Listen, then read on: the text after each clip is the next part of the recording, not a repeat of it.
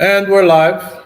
Morning thoughts, morning thoughts, morning thoughts. Shout out to the people going out to work this morning. Shout out to the people coming in from work this morning. Extra special big up shout out to the people who work multiple jobs. I have the utmost respect for you. Shout out to my entrepreneurs, my stay at home moms and pops, my retirees. Shout out to the drivers.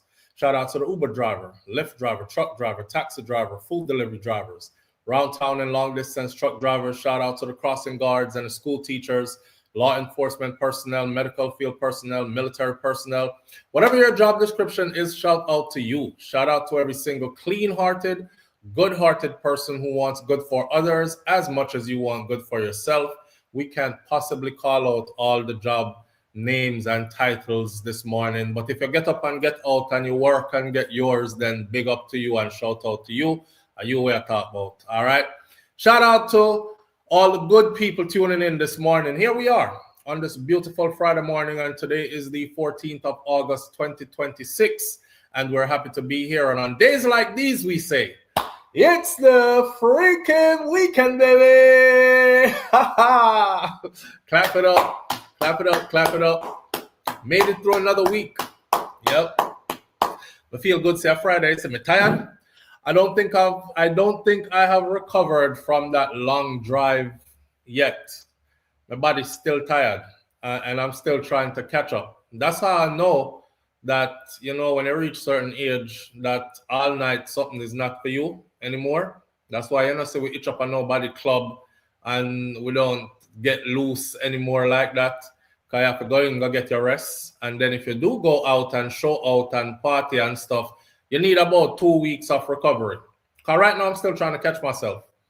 In case y'all don't know, Friday of last week, I started driving Friday morning, and I completed from Friday till Monday evening 1,890 miles each direction. 1,890 miles going, 1,890 miles getting back home. And I did that between Friday and Monday. So I'm tired. I'm still tired. That took a lot of driving without sleeping as well, right? So, but here we are. I'm still thankful and joyful that I'm able to do it still, and we can do it. I talk like some reach all up on call up age. Feeling the effects. I'm feeling the effects. How's everybody doing this morning? Let me start from the top of the chat and big up some people in here real quick and then get on with the show. We have quite a few things to talk about, even though this morning is supposed to be anything goes morning. All right. Matter of fact, let me put up the call-in number real quick. This is anything goes morning. The number to call in is 1-806-587-8953, and you can use WhatsApp because that is free from anywhere in the world. 1-806-587-8953.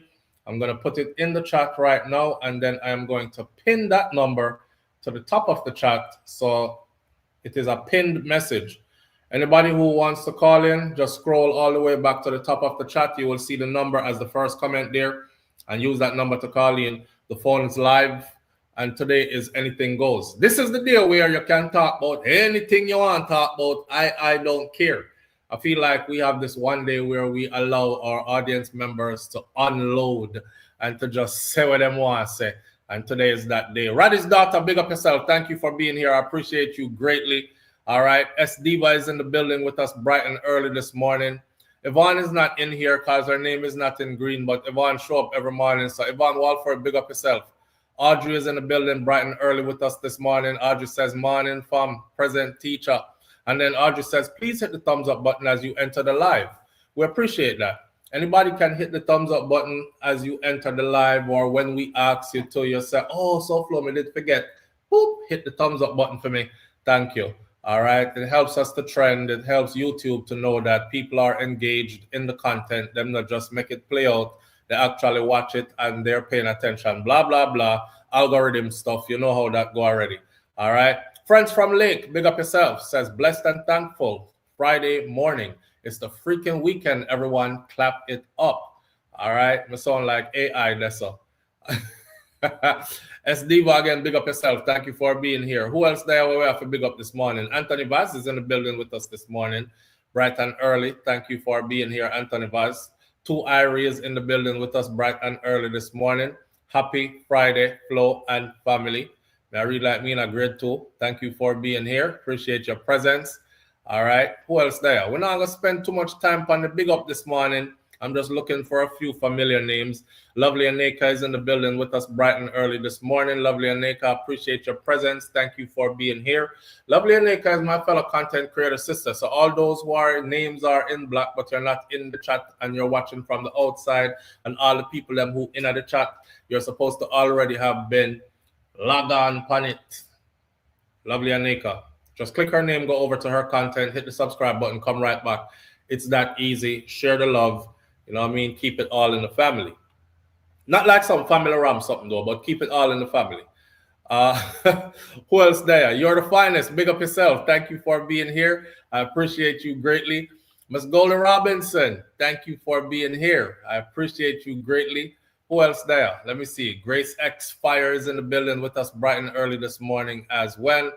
Elaine Brown is in the building with us bright and early this morning. Earner 777. Thank you for being here. Appreciate your presence. Big up yourself, family. Who else there? 1, 2, 3. Sharon Ingram is in the building bright and early this morning. We're going to give 2 more big up, and then we're on our way to the topics. Let me look for the 2 where we are going to give the 2 big up to. Nance has to be one of them. Nance, big up yourself. Good morning. Thank you for being here. Appreciate your presence greatly. Oh, God, it has to be 3. So Donna Davis, can't skip you. Big up yourself. Thank you for being here. Jackie C is in the building with us this morning, bright and early. I can't not say good morning to Banches either. Banches is in the building with us this morning, bright and early. Jesus Christ, have mercy upon me. There goes Mistress B. Mistress B, I can't pass and not say good morning to you. Big up yourself. Thank you for being here. We appreciate you. Mistress B says, good morning, everyone from Kingston, Jamaica, after spending the day in cool Christiana, in my place. Did you go to Juicy Beef in Christiana? Mistress B, did you go Juicy Beef? You know, Shakira thinks that Juicy Beef in Christiana is the best Juicy Beef in the entire island of Jamaica. And big up to the Juicy Beef crew out of Christiana, because me no know, I think they are too. I remember say Westmoreland Shakira comes from, and they have a lot of great food down there on that side. But you know, I would just get a KFC out of Christiana too. She said the KFC out of Christiana is not doing it. Something wrong with it. Them maybe because they're new. Stephanie, big up yourself. Thank you for being here, Stephanie Willis. I appreciate your presence. Karen Notice is in the building with us bright and early this morning. It's the freaking weekend, everybody. Let's appreciate being here and being blessed enough to be here. All right. If I didn't call your name and I had to big up, you know how that go already. Live on the air with SouFLo. Good morning. Hello. Morning, Kartel. Oh, this Millie Bob. Yes, Beenie Bob. Millie Bob, what going? What family? What basic? I had to feel you, man. Oh yeah. Oh yeah, I'm somebody about to them. Appreciate that, man.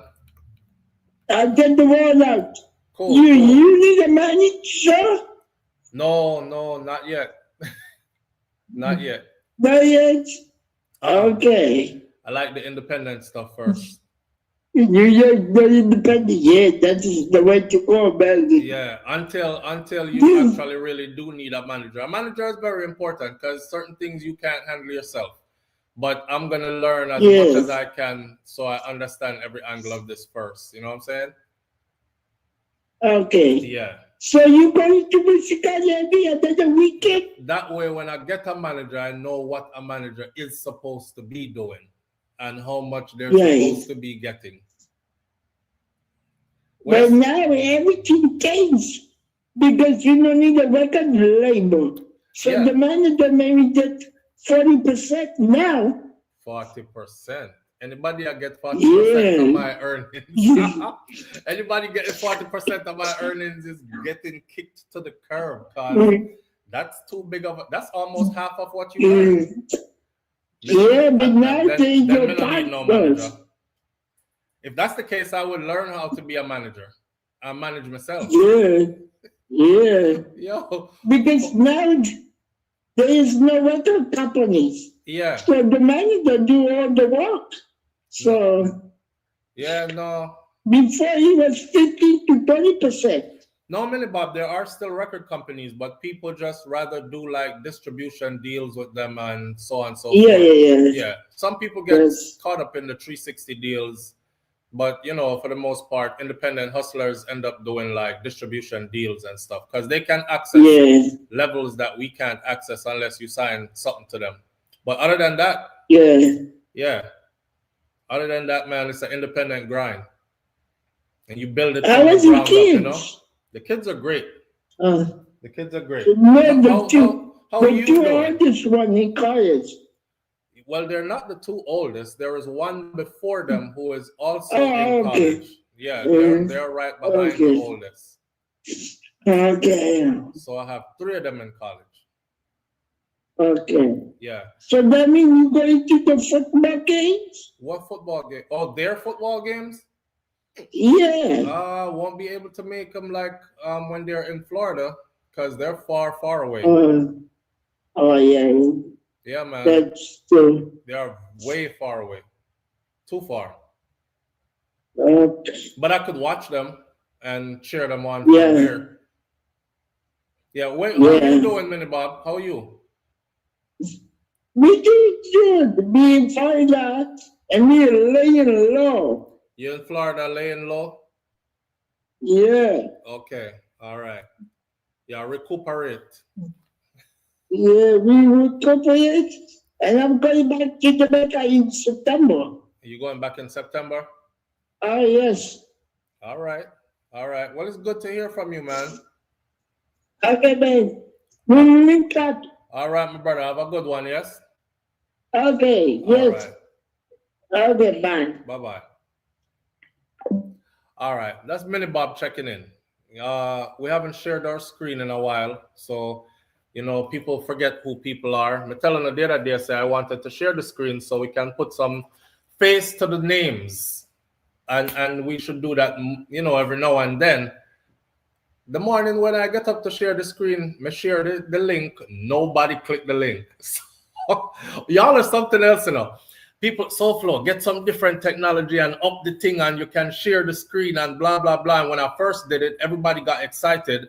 Everybody jump on the screen. I pretty much know how a lot of you look like because you were there. And then the other day when I said, let's do it again, I'm share the screen. I tell everybody from, I believe it was Thursday, I said, come Friday morning, make sure say you put on your makeup and fix your wig right and do all these things.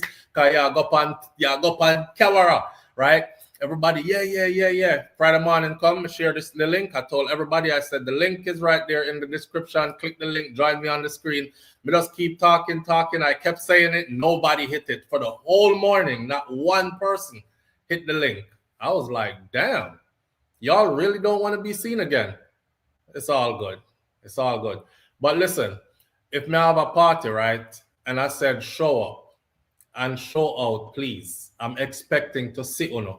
So when me tell you, say we are going to do a meet and greet again or virtual meet and greet so we get to know each other, especially the people who are in the comments, that the people whose names are in green. Get to know each other, get to look at each other, see what each other look like or something. So, you know, walk past each other down the road and don't know. You know, you can heal people when you see them and these kind of things. So next time I say it, let's do it. All right. What? Nobody hit the link. Not one person. I was like, I wasn't disappointed. I was just surprised. I thought at least 2 or 3 of you would have hit the link. Couldn't do it where I was at the office. Bunches, you couldn't do it because you were at the office. All right. What? On the shy. What you say? You're the finest. You're shy. And that when you catch stage fright all of a sudden. Okay, the party thing easy. We could love that. No, I'm talking about party here, like on here. That's the meet and greet party. That's where I think the streaming thing that we have right here, I think we could share up to like eight of us or 12 of us on the screen at a time.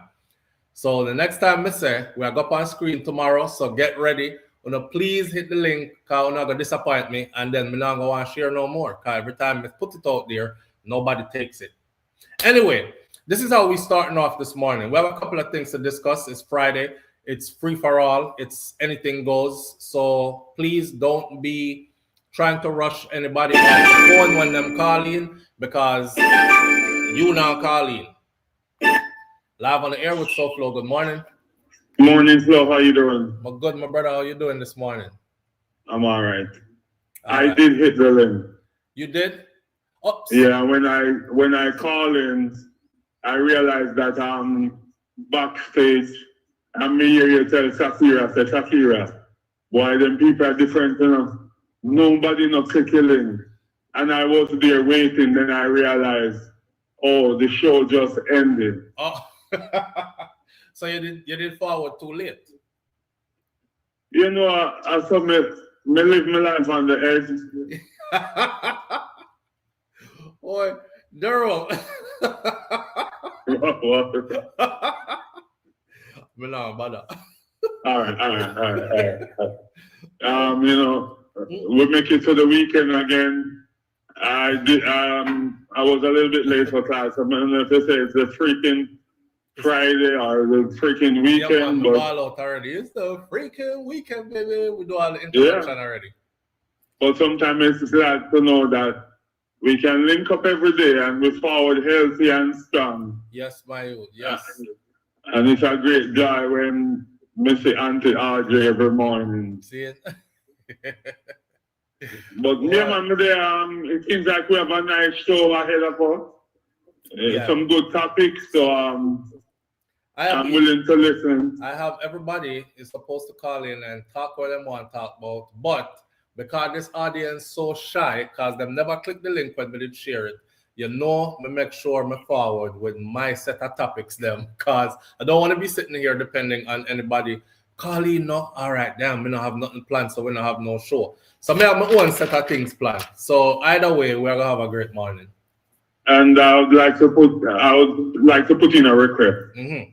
I mean, there's so much topic. I want my brother call in this morning and try gain back his momentum, because he's been getting a lot of business all week.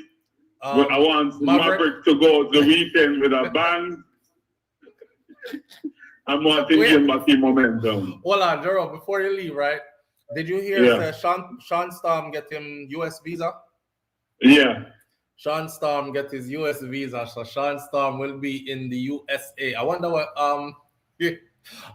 such man are gonna say no.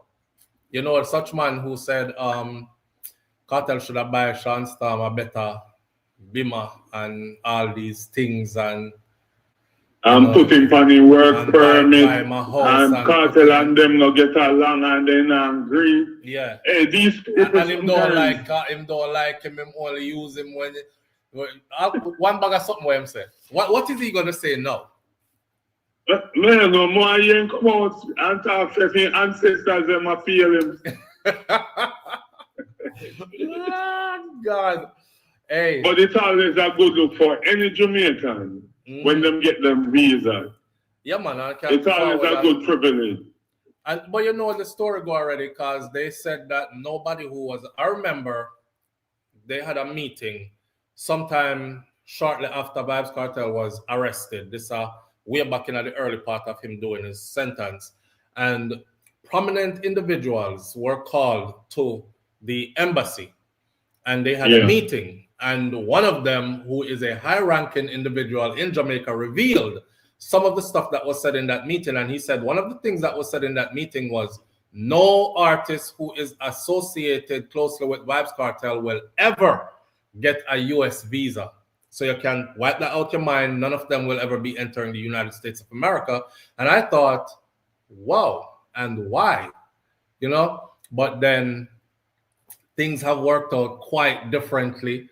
You know, I just got on time for real, because see how things are work out now. I think Amadsu's time next, and I don't doubt it. I'm absolutely sure it's gonna happen.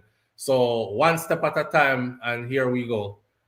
I can't wait. I just want to hear Papi come out and we hear say Papi get him visa. Popcorn, yes. 1 year say Popcorn get him visa. 1 year say Madsus get him visa. I want to hear say well Sean get him now, so that's a good look. I just want to see a concert where all of them are in the USA on stage at the same time. That's gonna be a great moment. Cause them can do it in Jamaica.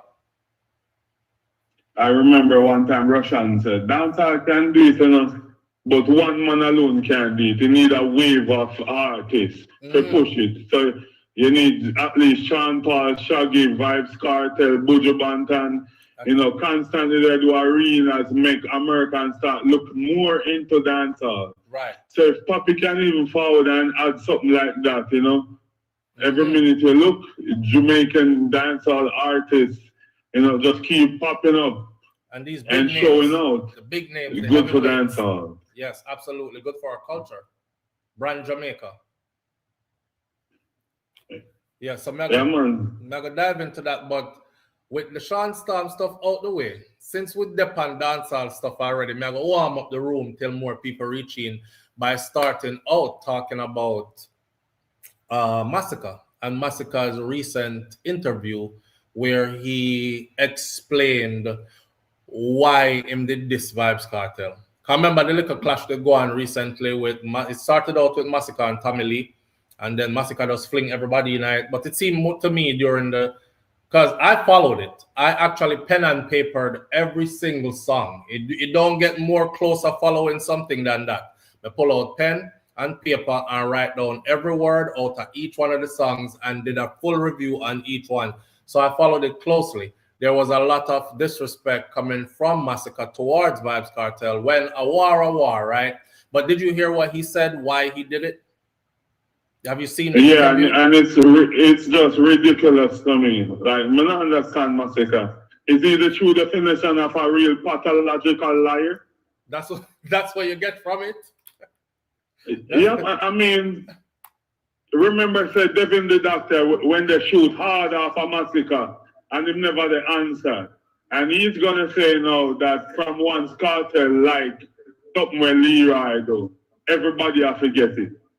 I think when go ahead. In his defense, I think it has something to do with the camp.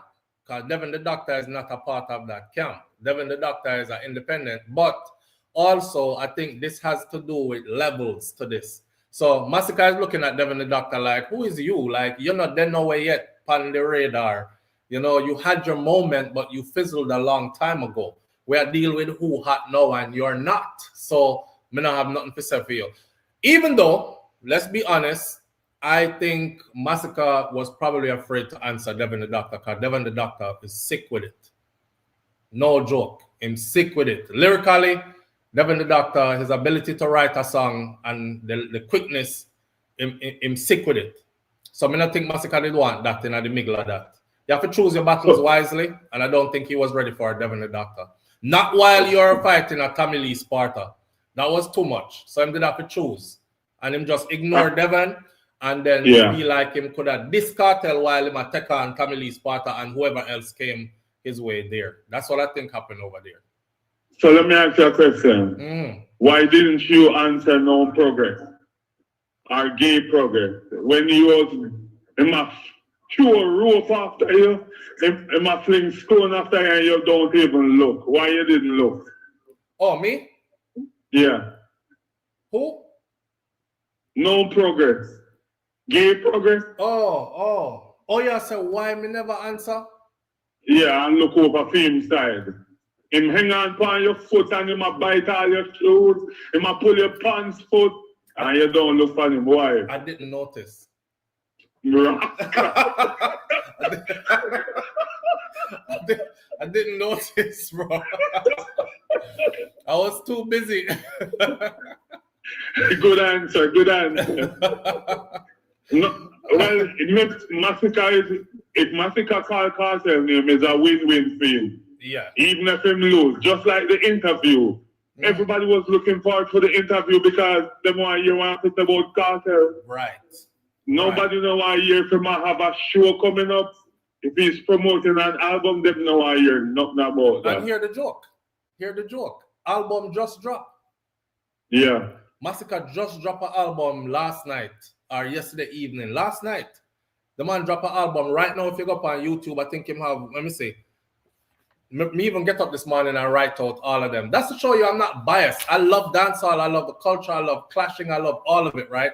So there's Time and Place, there's Shaka Zulu, there's Oak Tree, One Psalm I think is a big song. It has Junior Gang Marley in it, and them drop the video for it as well, and you can go up on YouTube, go check that out. That's Masicka and Junior Gang, big tough song. Then you have Honor Roll, Bossy, Breaking Chains. Bossy already have a video out for it as well. Breaking Chains, AK Fire, Cross the Waters. The man put out all of those as each song dropped by itself on YouTube last night. But from last night to this morning, I'm looking at them. He's running up numbers as well. So that's Masicka, and Masicka is putting in a lot of work, and that is something we can't take from him, that he's putting in a lot of work. And him good. Putting in a lot of work as being a liar. This man say man Kartel are never friends. Yeah. And you only talk to Kartel like 2 times. Well, when there's multiple videos of him that talks to the artist more than 2 times. More than 2 times. But and again, you know how we stay already. When Jamaicans talk, it's like you would have said, yo, it's one bag of shot, about 100 shot them fire over there, you know. And when you go over there and you actually listen to the video of the shootout, about 4 shot fire, 5 shot fire, and you say, about 100, I beat them can up the place, dog. So I think that's what he meant. Like, me not really talk to him like that. I talked to the man a couple of times. But me and him, I don't know, brethren, where we hang out and bill and them kind of something there. I think that's what he was really trying to say. But you don't know how the dancehall space go already. So people are going to run with it, and they are running with it, and them are beat him with it. Because I see somebody pull up a video and say, Masicka, oh, it's a lie. First of all, you look nervous in your interview, bro. And then when them ask you nothing about Kartel, you start stuff. I seen it. He was stuttering. Can we have the video clip? He was stuff. All right. So let me put it so everybody can understand it. I mean, I said, why must the car talk like that? As soon as them ask him about the man, like, is he like the boogeyman or something? You know, like Why he keep on saying, you know what I mean? Like, in 1 minute or 9 times, you know what I mean? You know what I mean? Yeah. Because I saw him after a while, I don't know what I mean anymore. Because I saw him talk. I just like when, you remember one time my father did over Sting there when him that talk about level. The water level, the place is supposed to flat. Every time he forget him lyrics, him level. I think that's Masicka's way of speaking. You know what I mean? You know I remember there's an interview with Winfred William and Masicka. And Winfred said, this mean Kartel give you a strength. And he said, yeah man, you know, him give me a strength. But all of a sudden, me see him put in a song recently, said, him give Kartel strength in a lonely yard. In a lonely yard. That means the Kartel, he lock up a prison and him, Masicka, give him strength. Yeah, and say Kartel no want him go far. I mean, say Kartel go for drinks champs. And when them ask, who you see is the top right now? Kartel quickly say Masicka. He mention him. And him always mention him on big platforms. Yeah. But Masicka out here say Kartel no want him to go far. I think somebody gassed him, man, and I think that was to his detriment too. Cause don't get it twisted, right? Masicka was doing well. First of all, me don't care what nobody wants it. This part right here, so is factual. Masicka was struggling in dancehall music for years. He did not do him thing, you know. But he was struggling to the point where I believe it was DeMarco referred to him as Iron Balloon, and it did stick for a while. A nylon card. Cambo. You see how you're not talking about people can see there. The nylon card boss, the Iron Balloon flying high. So you don't know a man's future, bro. But at that time, yes, they were having fun with Masicka, struggling all those years and still not being able to bust. And it was not until my dogs them have to live, my dog them have to live. At that song there, actually put Masicka on front page. You see, after that, Masicka gone from there. So So you could actually really truly say, you could actually really truly say Vybz Kartel boss Masicka from behind bars. Yeah. Yeah. And there's interview where Masicka said that song do major. And the man all repeat himself, major things for me. So I'm not, and all of a sudden I'm not inspired by him. I don't know who them people is. I don't really know him. We was never friends. Only talked to him about 2 times. No, you know, so for years me watch Masicka they perform. Anytime he need a forward, if he crowd or sleep, he just play My Dog Them Have to Live. All right. Oh. And he go remove it from his set. He doesn't perform since Kartel come out. Somebody bring something to my attention. You see the other day when they were over in the UK. Yeah. The big show they were going on in the UK. Reggaeland. Thank you, Bill. The big show, Reggaeland. Did you notice? Watch this. Shenseea is somebody who is grateful. And again, Vybz Kartel boss Shenseea from behind bars too. Yo, that man there is so prolific in this game, I see. But of course, he patterned himself after the great Bounty Killer when it comes to bossing the artist them and giving somebody a platform to shine, etc. So Shenseea have a song with Masicka, right? Shenseea and Masicka end up at the same Reggaeland, big 60,000 people strong out there in the crowd. Why you never notice Shenseea performed early in the day now, and she stayed all the way till late in the evening to perform with Vybz Kartel for the song what she have with Kartel. Why she never run out and perform the song with Masicka that she had with Masicka? Look at what happened and watch that she there. Me don't know if nothing go on, me not try instigate, me just say what me see. Masicka went out there and performed the song he has with Shenseea by himself and let the crowd sing Shenseea part. Shenseea come out and perform the same song and sing her own part. And she in at the venue and she never give no strength.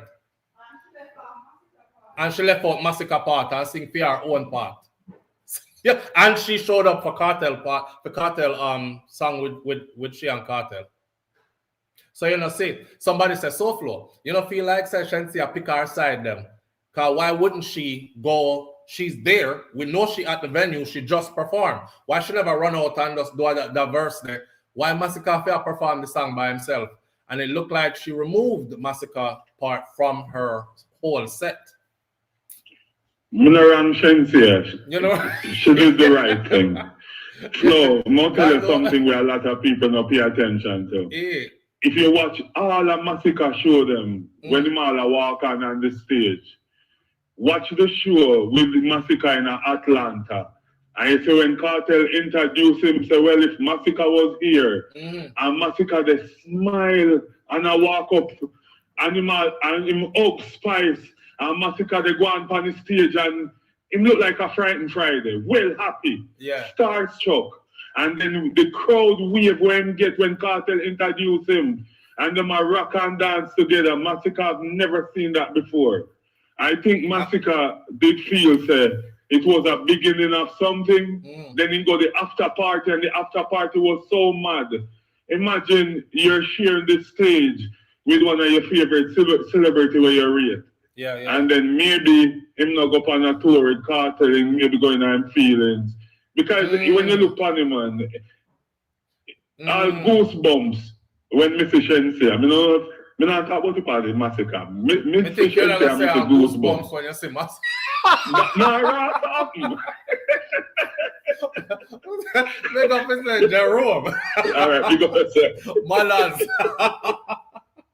Yo. Make up and say, yo, hold on, bro. Goosebumps when you say man. Marilyn Grant says, OMD, I went out to lunch and forgot to check the live.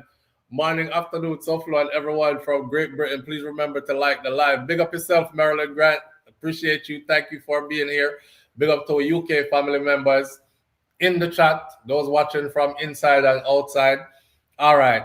So, with that said, that was a nice little convo right there. So, I see bunches. I think a bunches are King Bigs. One of you just said Masicka didn't say anything to Devin the Doctor because Masicka was the one that had everything to lose. And you're absolutely right. Because if Devin the Doctor did trash him, that would have been a jump start to Devin the Doctor career.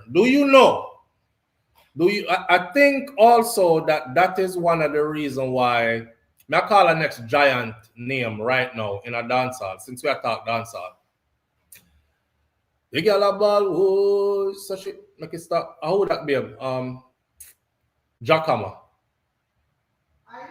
I don't know. Did it done. I don't know. I think that is one of the reasons why I don't know, and Vybz Kartel probably don't link again. And I remember I don't know do an interview where him say, yes, he want him to come out of prison. You don't want the G to stay behind bars. I'm saying, no, I rate don't have for that, because in that same interview he said, watch this. He compartmentalized. He said, yeah, him want him to come out of prison. He want him free up and come do road.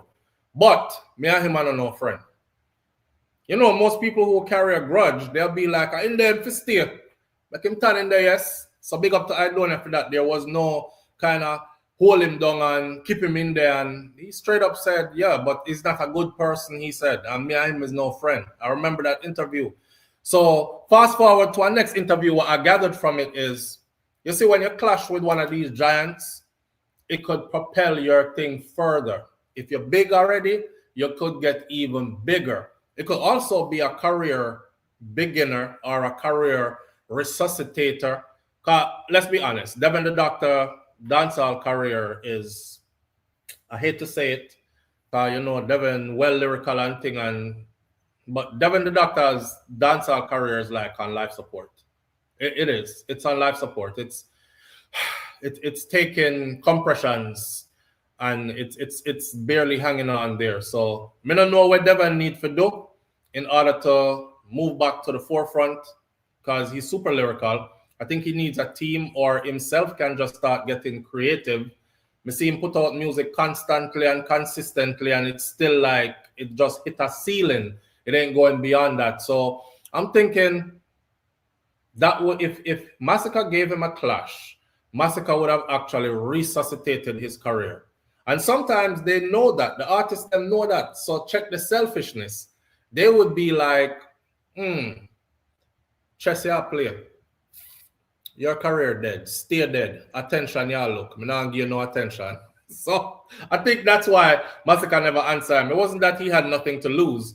It was that he just didn't want to help him to revive his career. You know, that's what that was. But just to let y'all know, Masicka does have an album out. I have to go look up the name of the album still. Somebody in the comment section put in the name of the album in the comments for me, real quick. Because we're going to go from dancehall discussion to some other things in a minute. But I haven't had the chance to listen to all of the songs on Masicka's new album. I haven't even had the chance to listen to and watch the entire video for one song yet. I just see Junior Gang in it, I hear one little piece of it, and I just know so the tune bad. So that there, on the dancehall level, Alkaline, Vybz Kartel, and Masicka released music at the same time yesterday. Masicka music that was released today was a bunch of different songs. 1, 2, 3, 4, 5, 6, 7, 8, 9, about 10 different songs got released yesterday on YouTube. And then one of them came with a music video that has Junior Gang in it called One Song. I don't know if you don't hear that yet. Alkaline released a song yesterday called Power, P-O-W-A. And Vybz Kartel released a song featuring a dude named Fixavelli, and that song is called Zell. You know, how should I put this? At the risk of sounding hypocritical, I don't want to be hypocritical. Where you saying, Park Mervyn? Devin park up. Him not select no gear and park up. His career is park up. I don't know why. I don't know what happened behind the scenes or what go on with him. But Devin he's not being booked for any big shows. He's not headlining anything. I'm gonna see him nowhere. That. All right. When Devin get the belt beaten, people stop rate him. Oh, when Kartel did beat him with the belt. Yeah. But I don't know. Boy, we're wicked enough if that's the case, you know. Because what we didn't expect him to do. We didn't expect him to like go kill somebody and then he would be in prison and then we would be out here laughing. You remember Devin, the doctor, him did well talented, you know. You remember when Kartel did beat him with the belt and he murdered Kartel and Kartel security guard. The man come back and shoot up the place, kill the two of them. You know, see them give him 35 years over. I mean, what was supposed to come out of that? Devin said Corey was with some big thick man, a bag of big thick man as him security team. All him know say him just start get licked from all different directions. He never know what to do. It's not like he could fight all of them. Them would have damaged him badly. So I don't know why people stop rating because of that. Good morning, Missy Bram Bram. Big up yourself, sis. I don't know why people stop rating because of that. But Kartel put out new music. The video is also out for the song called Zell. Alkaline put out Power, and Masicka drop an album and a video with a song. Now, all that is nice. All that is nice. May I listen to Alkaline Power? And again, I woke up excited because I was like, yo, this is dope. All three of them put out music at the same time. This is where the measuring happens. I could say, because the three of them drop at the same time, I could say whose numbers are going to run up more. I could say blah, blah, blah, whatever the case may be. Something for the fans, right? As soon as we start listening to Alkaline song, I stop. Again, remember now, the last time he put out music, I was trying to write out the lyrics and then that come in a cup and she drink it, something there. As soon as I got to that part, I was like, okay, this is like it's not my thing. It's not my cup of tea, you know. And then as soon this song, the Power song, when put out, that's how it start out this time. It actually start out, Hark and spit panar. I said to myself, me pause it. I said, maybe I get too old for this thing, yeah. But then again, I was never even like that when I was way, way young. Hark and spit panar. It says something about she like it and she nyam it or something like that or something. I not even catch the rest of the song. I was just disturbed from the beginning of the song, you know. And soon as me hear it, you know, I pause and I go in the comment section because his comment section is busy. Don't get it twisted. Alkaline have a whole lot of fans. Him fans them are younger and they are busy as hell on social media. Then we cuss you, then we tell you how them we bust out your head back for them artists, and then when him drop him project, they won't buy or stream not one rotted a copy of him thing. So, but they're super busy on social media and media. So I went straight to the comment section. Come I want to see if anybody ever actually said to him, say, I mean, we're Jamaicans, right? So the thing them were going like only pound of well freaky. You don't have to tell me that. I've learned. The thing we're going to do behind certain scenes, is it necessary to, and I don't want to be a hypocrite because somebody's going to say, Vybz Kartel sing about the same kind of something, them, you don't say nothing. So why when Alkaline sing about it, you're going to say something? So I don't want to be that way there. Because when time I listen to Kartel Zell, I was like, all right. And you know me, if I don't have nothing good for seminar, I'm going to say nothing. Maybe I need to hear the song in a different environment. Maybe we need a couple shots of rum. Maybe we need a strong drink. Maybe we need to be in a party environment in order to feel the song, in order to relate to the song. Maybe it's because I'm doing my own music stuff, and my own music stuff depends on a whole different wavelength. Because we are dealing with message music and positivity. So now I'm caught between trying to be that over there while being this over here. I don't want to be a hypocrite. But as soon as the song starts, my pause going in the comment section. And when I went in the comment section, the women in the comment section, the girls, They're super excited. They're super excited to hear somebody say them hawk and spit on them. And you know, so when me that grow up, if you hawk and spit on somebody, you're dead, you know? Like people will run you down and stab you up or chop you up or wherever the case may be. They will string you up. If hawk and spit, for those of you who don't know what hawk and spit mean, or when somebody say, or when somebody say, and the worst come up. Payo, who want that? I mean, I'm at certain point you have to realize that certain things is just not for you.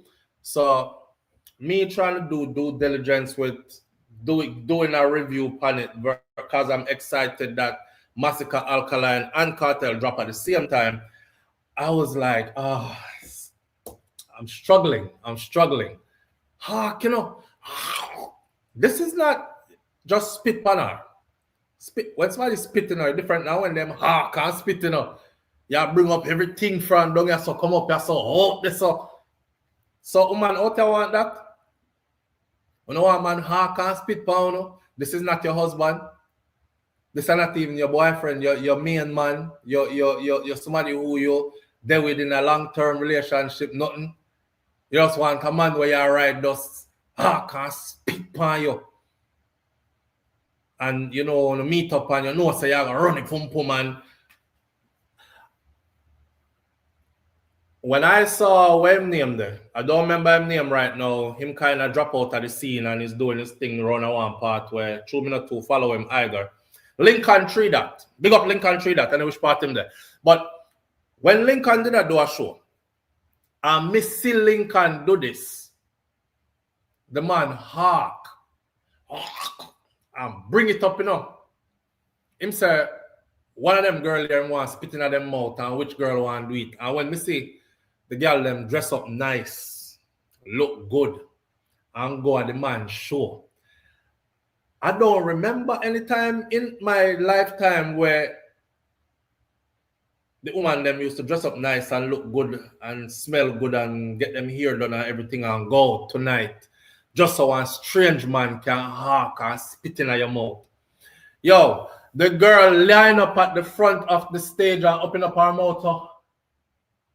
And we say one time, Lincoln Lego the something, you know, him have the whole like that mouth and him just drop it and it does do a long thing down in her mouth and she yam it. That's the first time I was like, okay, this ain't my crowd. And I'm okay with that. I'm okay with that.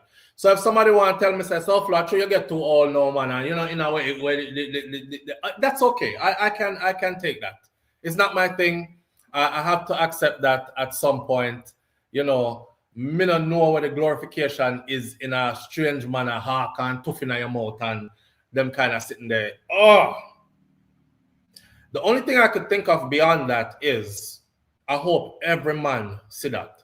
I hope every potential boyfriend, lover, somebody who might have did that go take you for somebody see that. Me hope they see that because just certain things you do just can't rub out. You know? And you meet that same woman a year from now and she decide overnight, say, I don't want to live like that anymore. Me stop drink, me stop the party. Me don't want to do that no more. Me want a good man. Me want a clean man. Me want somebody with standards. That's what she said now, you know. And she re-engineer herself and come back to you now, Claffy. And she's the sweetest thing ever. And she wants you to wife her. Live on the air with SouFLoTV. Good morning. Yeah, Flo. When you just go so too and spit on somebody, it's disrespect. But when Jamaicans them go search for every consumption, every fungus in them, they search for. And if they have some hidden bad breath or whatever, them find it and bring it up. Yeah. That's like a weapon of mass destruction. They just fire on you. There's no coming back. Yeah. People, I tell us that way back in the idea, man, when somebody did hack and kill somebody ready to kill them in the road. Flo, sometimes me used to see people argue, and they say, if you ever step closer, and you just hear them in their mouth, and you know what, step closer. This works than when they say bullfrog spit cocoa pepper, you know. Flo, enough time me see how people argue, you know, and if you walk close to them, then just go so, after they arc, you dress back, you know, because you know what they're coming up. I remember when them used to argue, and all it took to start fight is make your spit catch me. That's all me I tell them, make your spit catch me. That's why we artists have a song say. Remember, say we artists even have a song that say, make your spit catch me wet you up like this. To show you say, if you ever make a spit, you get wet up. And we don't talk a rain or fall. You go down and madness to go dry. Right. That's how disgusting it is. Where a man can fit you in your face and give you a black eye in the floor. Yeah, bro. Talk to you in the face that we can fight you back, but don't spit for me. No, sir. No, come back. Not even acid can wash off that side of face there. You're traumatized in life, you know. That's how, hey, we have a different culture, you know. So, big up with Jamaicans, them still. We're different. But hold on though. When did women find it okay that they are not in public places saying that what them like? Social media. Do that to them. So them fall under the social media conditioning. Them gone. Then gone completely. The engineering work on them. Flo. Because I don't remember us ever being like that. Flo, listen to me. I remember one time I was doing grown-up stuff. And the person said, it's dry. Just spit on it and not spit on nothing. You just know, say, I spit in your face, meaning, yeah, disrespect. I spit on your grave, whatever it is. When you spit on... Where's that? You know I make you too much information. Big up yourself, man. Yeah, because you're not going to walk in or something. Go on. Yeah, man, big up yourself, man. Later. Hey, you're not going to walk in or something about here. It's dry. Spit funny. I'm ready for you, see? Oh, man. Them rockle it out. And that's... Bourbon said, they rockle it out and I saw them 2 points. So yeah, the song called Power by Alkaline, you can go listen to it if you want to. I do these conversations to generate the controversy, the conversation around the song. So if you don't want to hear the whole song and then you can pass your judgment, damn, that's disgusting, or I don't see nothing wrong with that, SouFLo, it is in context, or blah, blah, blah, then you can do that. But I'm telling you that I got stuck. As soon as me hear that, I don't know if I listen to it in the morning, and you know, my morning vibration is super important to me because it set the pace for the rest of my day. So I don't want to anger my spirit early in the morning, and then I don't know why me vex by time midday come or I've been feeling a certain kind of way. So as soon as I heard it, click, comment section, read. I'm happy with this. Slide to something else. Live on the air with SouFLo. Good morning. Morning. Morning, family. What going? I would like to say, they have what's a one and that. They have what's a one and that. Yeah, man, you have one of them dirty song, man, that you say, let me spit in your mouth, you dirty whore. And that's your love, brother. You know where them nowadays young woman they come from. But when they grew up, from your 90s, baby, you could tell a girl, say, them a dirty whore. Then a girl that dance and scream to it, no. They say they want a man to piss on them. Yes. You know where them freaking is come from? Mocha's generation. Whether this time's Mocha's, then I just fun. They keep burn. Yo, I'm not surprised we reach so still. But you know, think about this. You meet this girl just eat ass 2 months ago. Wait, And you meet her, and you just wait for your first kiss, not knowing say this girl just eat ass 2 months ago. That time you think. And that didn't say. I was like, did you just say eat? Oh, and that didn't say. Where is it? Masicka, that then TikTok fuck up Jamaica bad. Yeah. Sorry about the indecent language. You know what's it? No, man, on Friday. You miss me up bad. Yeah. No, when a girl I go say, they spread cheeks and stick. Brother, me weird. Maybe me too old. so yeah, imagine now, say, all right, no, not imagine. No, me not imagine. Yeah, me not imagine. Why for that? Me not imagine that neither. But I'm just saying, hypothetically speaking, you. No, we're not hypothetically either. We just a speed. Yeah. All right. No, all right. So, I mean, I not even know how to start this now. So, okay, they're out here doing these things, and then like shortly after, you hear, I want a good man, I want a clean man, I want somebody with moral and people standards. People picking me like me, they come from country, them a search for. And then here we contaminate we. A man a laugh after we out the road. After he just, hey, not even go repeat it. He's still with her, and how we loving, and how we are wife her up. Hand in hand, you know, so proud, you know? Yes. After I'm just spitting her mouth. And we have public display of affection her and make everybody know that she is ours and we love baby. They on Instagram, we'll to have a resort, you know? Hey, we're in a level, you know? Donkey saying a level, in a level. And then they're dead with laugh after we. Boy, you know? Yeah, if you ever know if you have body wash skills. Let me pick in your mouth, you dirty whore.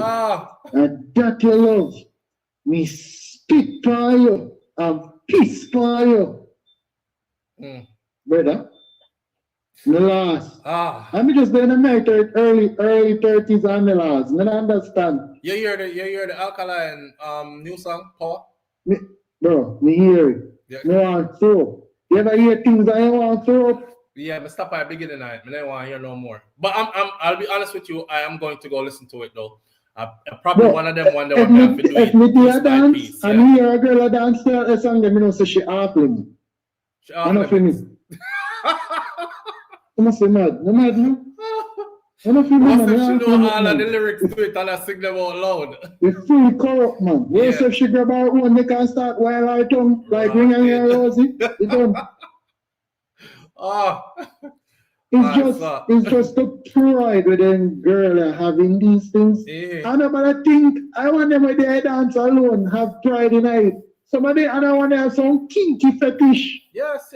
But my thing is this: consenting adults, especially if you're in a long-term relationship, and worse if you're husband and wife. You can do the business SouFLo, there's limits. Limits. Me don't care what you want to say. Me no business what go on back at the door. That's how me I say. So if them in them something there, I don't want to know, but don't feel no way because you know I do the thing. But it's the celebration. Right, because you know celebration out the you door. Have other girls out here now start fantasize and start bring it to people instead by picking it up good. They don't need reggae to do that though. They don't need dancehall to do that though, brother. Man, TikTok with it. Hey, when porn is free. Porn is free. Come up on me yard, you know. And when she reach I get my father, hey, just said to me, oh, where you carry this a mosquito you go? They just stop her at gate. So my father asked her, she can't come in, man. Rotted. You just say, where you carry this a mosquito you come go? She can't come inside the gate. You have to turn out there with her. She can't come in. It gone bad, bro. We can't see me again. King Big Sam here it last night. I select a plate in the club and everybody just stand up surprised. Stand up surprised. They know what they used to. And the shock factor. Shock. Just once the girl start broke out to it. But you know, not surprised me because remember, you know, Alkaline is the artist that introduced Body Wash to dancehall, and when he did that, it took me months to actually. Me go back and play again, and maybe the sound did mess up, or maybe I'm hearing things because I never thought I would see the day come where a dancehall artist sing about in Batty I get liquor. Yeah. Or one get liquor Things in start Batty. get bad. Johnny girls them start call each other bitches. And they say foolishness start. Mm. You see, after that, Mm. it was a anything goes situation. Can remember. When I grew up, you can't call a girl bitch even though you're a man if you're not ready to fight. You have to fight. See it. See it. And it just 30. But the man them a call for themselves all kind of sitting to anywhere. Anywhere. I don't know, bro. I guess I'm turning into one of those judgmental elders. Me a judge them, Yeah. Me a judge You them, just turned 30 you years old and you are talking the same way. So I can't judge age. them. Yeah. Yeah. Right now, me go do like Chronicle. Me no want love and me no want trust. Jano. It's all good. Look at me, I'm a father. Manners Put and up respect, on it, people bro. I work. All right, so manners. Why? But me I go listen to the song again. I will. And I'll probably even write out the lyrics to the song just so those who weren't brave enough to go listen to it will hear the lyrics to it. Only thing I want to say is this. I don't even want to say nothing. I just... there's a market for it, I guess, and I understand the music thing, and I know that supply meets demand equals dollars and cents in your pocket. So if there's a large group of people who are demanding and you are supplying, you are going to be doing very well financially. And that's all it comes down to at the end of the day. You know, that's why I said I run to the comment section under the video, and there it just dropped, and there were already hundreds of comments on a video where just dropped. Hundreds, you know. So I said, okay, them love this. Cause beer fire emoji and beer, some of them something I want to do to him or I want him do to me. The girl them I say in the comment section. The man them over there put up beer fire emoji. Yo, the dog are the realest. Yo, I'm the top man in a dance hall, no care when nobody a talk about Kartel, can't depend them level or something. They're young and delusional too, you know. But now the song where Kartel drop now we call Zell. Me not even gonna talk about it too long. Me just gonna make sure I listen to it properly before me give my opinion. But from the little bit that I heard as well, I was like, okay, so this is a Bifront. This is a Bifront song. Me don't know. I think them thing that did disturb my spirit in the morning early. Maybe me can listen to it later in the day. It just come off like a Bifront song. For Vibes Kartel I've done over the years, I've said Kartel make the girl them feel good, even the whoring girl them. Him always make them feel good, the back road girl them. Him always make them feel good, the woman them who cheat on them man. If him not do it, all the woman who don't shave her front and it bushy, it make she feel good because if it bushy, he might trouble with a comb that him said.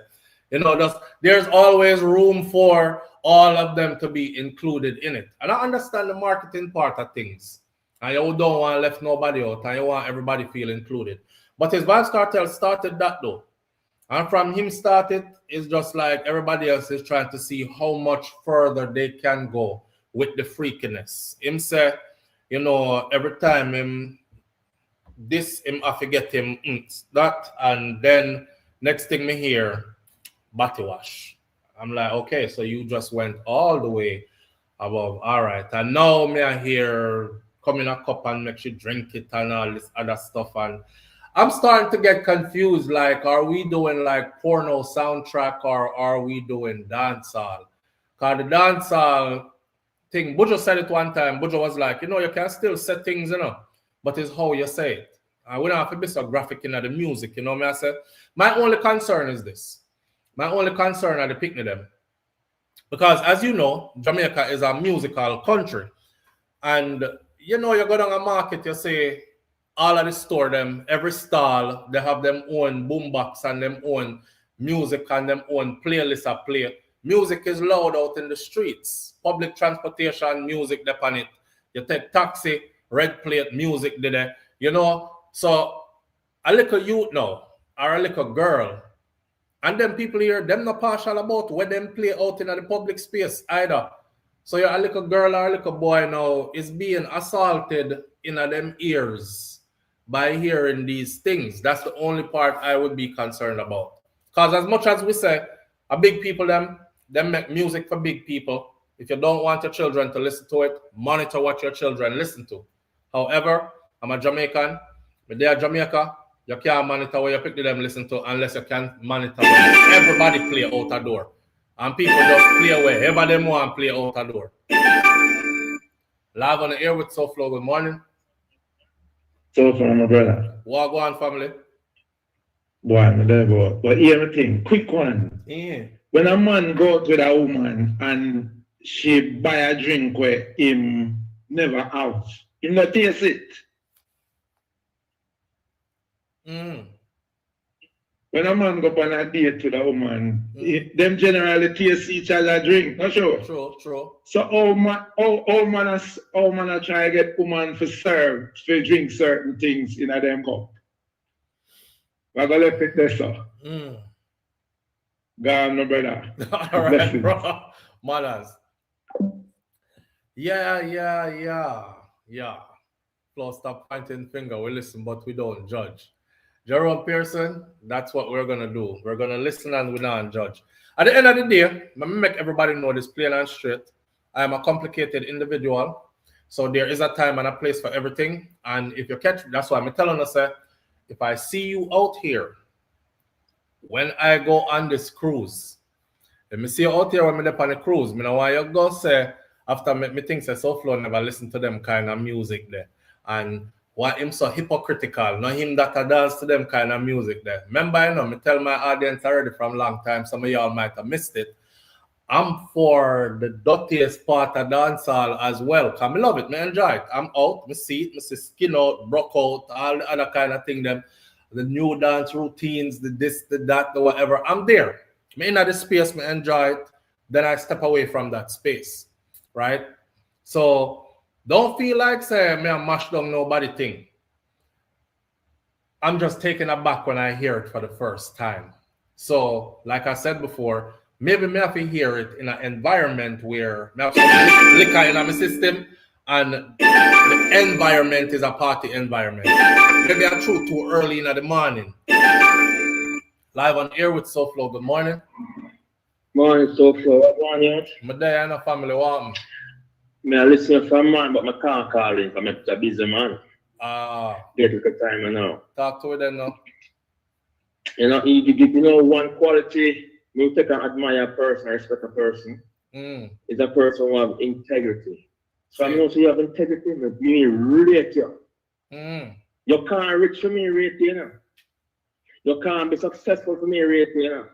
Rate you when you have integrity. You. Anybody can reach our money. Same. See? Yeah, but so it's for Mr. Alkaline sing the thing about back to wash. Yeah.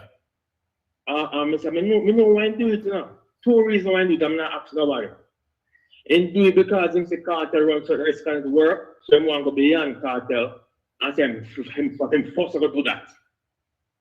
You know what I mean? So when I try to do, he say, him first I got put body wash in a dancer. Yes. But nobody couldn't. But who did I go follow that? Because up to this day, nobody has followed it. When I understand it, he might go to school and learn a few things about a small subject. Everybody can still learn once the brain work out. I can't make it. But smart people, a wise man who knows everything of the work. Not because I go sing down in that short means a man play with your ass at the work. I got on a different level where regular thing you talk about. You know what I mean? So which is fool in a sense. Which is why it was surprising to me. Yeah, because I'm fool in a sense, but I think say, oh, if Kartel can't say girl can't be so good, me I gotta say, girl lick over my ass. No sense. Nobody will accept that, yo. A shit comes from your ass, you know? No, hold on. No, this is where you need to pay attention. Watch what happens. You think nobody never gonna accept that. The man has literally millions of fans. This is millions of people across the world who have accepted that.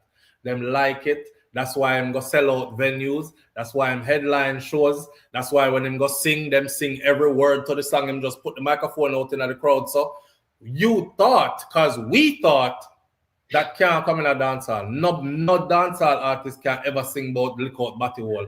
Him want him woman lick out him body. The man do it. Him push the envelope and it work. Him actually show we say them willing to go wherever this go. SouFLo. Yeah. Me know some alkaline fan today where say that the man mean. The brother and I think me. Even when the man double down, them in denial say they love him so much they can't let go. Them say like, that him mean. So it's like they tell them that it mean something else man mean. Man try to trick the crowd and that it mean. But me you know that it mean it might test you what I'm a piece and try already. Me feel so that nigga they try it already. Lulu, feel so you. Lulu says dancehall is a teenage coming of age music. That's my belief. I don't think so. I don't think so. Not because you might change the fabric. No, I mean they're not easy. That's our music, that man. That's our music. Dancehall don't have no age limit to it. That's the thing. We don't have no age limit to dancehall. We just talk, say, you know, the context of it. Cause remember, you know, back in the day there, not too long ago gone, dancehall was not okay. Let's go with 90s dancehall then.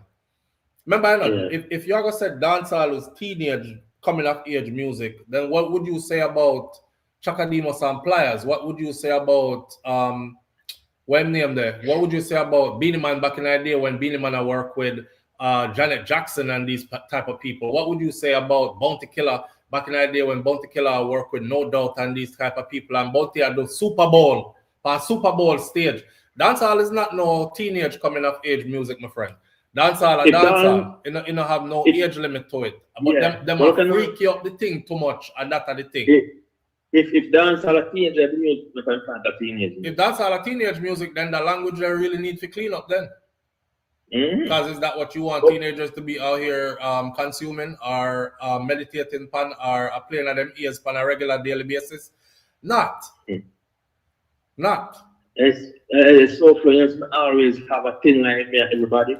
I mean, we can't just people you. So right now, if me know it's a Kartel, I can come out and say, "You love back to watch." Wait, King Biggs. Where you say, bro? Me say, if you get to man and Kartel talk about back to wash and how he make y'all use these up on them. Cut them off same time. Yeah, tomorrow. Cut gone too. Send the message loud and clear. Although I don't think Kartel would ever do that, but send the car when you me a cut to. Yo, me have a nephew now. I'm gonna call my protege. I'll follow me. I'm sure I'm a little girl also. When me see man come over see that this everybody in my family a certain way, then I say, yo, I cut him off and try to call me give me respect. You know what I mean? So it's like, you know, hard for me to cut you off. I don't cut off anybody right today. If you don't hold my standard, yeah, cut them off. I'm not going to hate you, but you know, can't deal with you. They got too far. I really go so far with you. They're going to let you alone. You know what I mean? All right. So the devil in the doctor now, it's ever hard to redeem himself in a dancehall average. Why? What did he do? Because a man has to be a man, you know. That forcing it to be in a dancehall. Hold on there. Don't lose that thought there. To Iris said, I'm going to play devil's advocate here. And as men, we have to take responsibility for enabling certain behaviors through the lyrics and the message that's been promoted through dancehall music over the years. Agreed. And that is true. I agree with that too. Because I see another comment where somebody said earlier that a sham did start it. Which gala says she now suck? Right? I know what that run the cut. Yo. And then Lady Sark came back with, under the sycamore tree, a boy want me bow me tell him fikri. Tell him it was under the sycamore tree. You remember that? Yeah, so if for those of you who are not Jamaican and didn't know, because a whole heap of people love the music and don't even know what it's about, you know. One artist did introduce Sockhood to Jamaica because we were coming from a place where selectors say, any girl in here never make a man put him under your mouth, put your under the ear and go so bust a blank, blow, blow, blow. And the whole of them in the dance I go, blow, blow, blow. No so good girl around here. And any man who never make a girl sit down in her face, say, put your under the ear and go so blow, blow, blow. So we went from that to when Sham said, Which gala says she not suck. Right now, what that run they cut. Go. And we say, blood fire, hold on. So, and that a run the cut now. How come? It's SouFlo. Eh. Let me say something quickly. I'm not people gonna laugh at the because of beard to you to everybody here. Now go for the limb. Listen to the music industry on the West, so it's a loose place and hotel industry and thing. Yeah. Me get my whole suck already. This is a PG moment, right? Me get my dick suck already and tell the truth. Me enjoy fucking than sucking. Being sucked. It's like if I know of F, you don't need to forget that. That's what I have to say. All right. Let's just normalize people enjoying what them want enjoy. And me not gonna pass no judgment and talk about you shouldn't want this and you should want that. Whatever tickle your fancy, do it behind closed doors and keep it to yourself. That's my thing. People just degrade each other, you. Enjoy the thrill of degrading each other. My thing is sinful fucking shit to me. My thing is this, bro. We're not judging nobody though. Normalize people doing what them want though behind closed door without it being any of our concern. Can you see me? Me no business where you want the back of closed door. Just keep it to yourself though. That's my thing. Yeah. Keep it to yourself. Me don't want to hear about it. You like it, and if somebody will do it to you like it, good for you know. Keep it over there so with it. You don't know about it, me don't need to know about it. And nobody out here need to know about it either. And that's the part of my thing there. Me don't know when time we reach, which part bedroom reach outer road. And now we have gotten so comfortable with it now that the conversation becomes, you know what I said, you want this, you like that, me not like that, but me like this and me prefer that. But me don't want to have them conversation there with nobody except me and Shakira alone to have them the conversation there. So, we explore so much like get out of each other. That's why sexuality take over the brain. You know, focus on sex. You know what I think is happening also? You know, the thing with them have said art imitate life and life imitates art, and sometimes the lines cross and we don't know which one is doing which. I think that's where we're caught up at. And our people are so heavily influenced by entertainers. Because most people listen to entertainer before them even listen to somebody sensible, you know, before them listen to a scholar.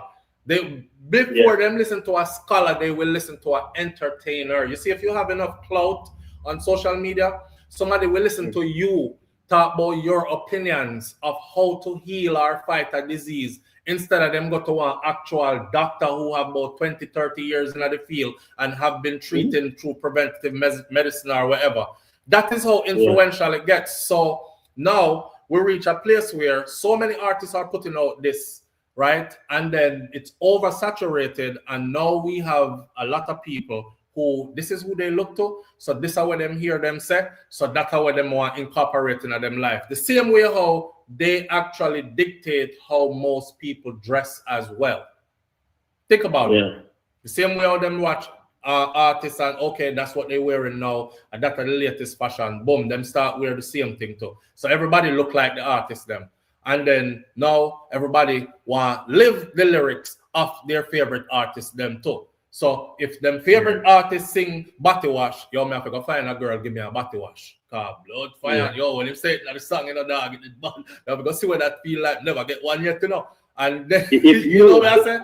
So, look at now. If a man wants to spread his ass and make a woman put his tongue in and body, you as a body man, I'm ask him, I tell you what you did. You enjoy your anus being played with. How far you think you did from a man put his dick in your ass? No, that's two different things still. I see him fucking thing. You will get tongue pushing in your body. But man. Me nah say. This is a if very. You like to get touch. With the poor and out there. How long take a few years that thing say, not do for one time? So what you say about the man them now where them turn them woman back and them say we are going at the other hole. I'm a batty man too. That's what I mean now. the whole Batman argument come from Sodom and Gomorrah. Ah. People who are sex the abnormal way. Spend so much time and focus on sex at different angle, different ways. Okay, hold on there. Mm-hmm. Friends from Lake. Friends from Lake says, what kind of content over here this morning, Flo? Remember that children are watching your content and respectable persons too, so keep it friendly. Okay. That is why this morning is called Anything Goes. Now, if you hear something you don't like, you have an option to leave. Nobody is chaining you to the station. Nobody is forcing you and I am not being broadcasted in the streets out loud on big speakers like I was talking about earlier in Jamaica, how we play music loud when you walk down the road. When you're walking down the road in Jamaica, you can really hear some Sockwood song loud as hell. And you're walking with your small child. And you can't run over there and go tell the venue where I play it, say, hey, you want to turn down the music, the man, I have my little daughter with me. You just have to hurry up and pass the venue. Hold on there, because Friends from Lake is a member of the channel, so we have to address the concern here. If you are that concerned about this type of language or this type of conversation, then exit and go watch one of the other 5,900 and how much videos we have on YouTube, and then come back when it's a different topic or a different video, right? It's a podcast series and we stream live. So we'll have this conversation, you're not in it, just scroll past and go something else.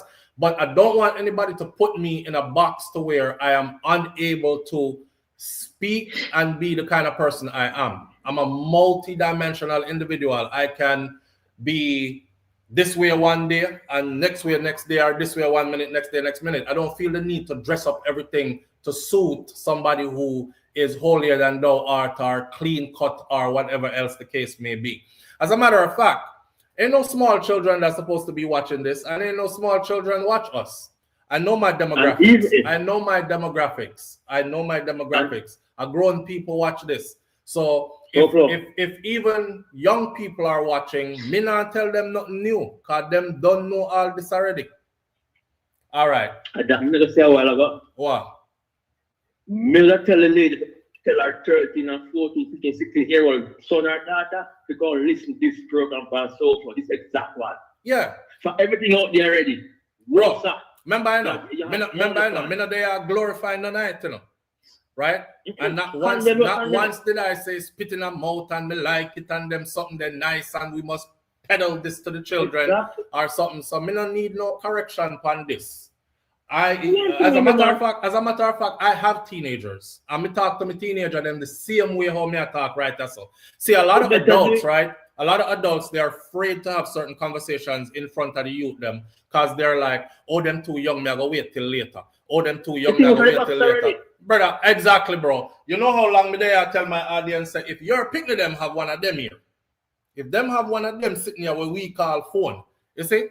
If they have a smartphone, if your child has a smartphone, and every friggin' child does today, or a tablet, them picking they see stuff where you not even do yet already. In action. And I like back in the day when me used to me hide me and look around the place and me see rotted and find my uncle in magazine. I find it my uncle them used to hide Playboy magazine down in my grandmother's yard.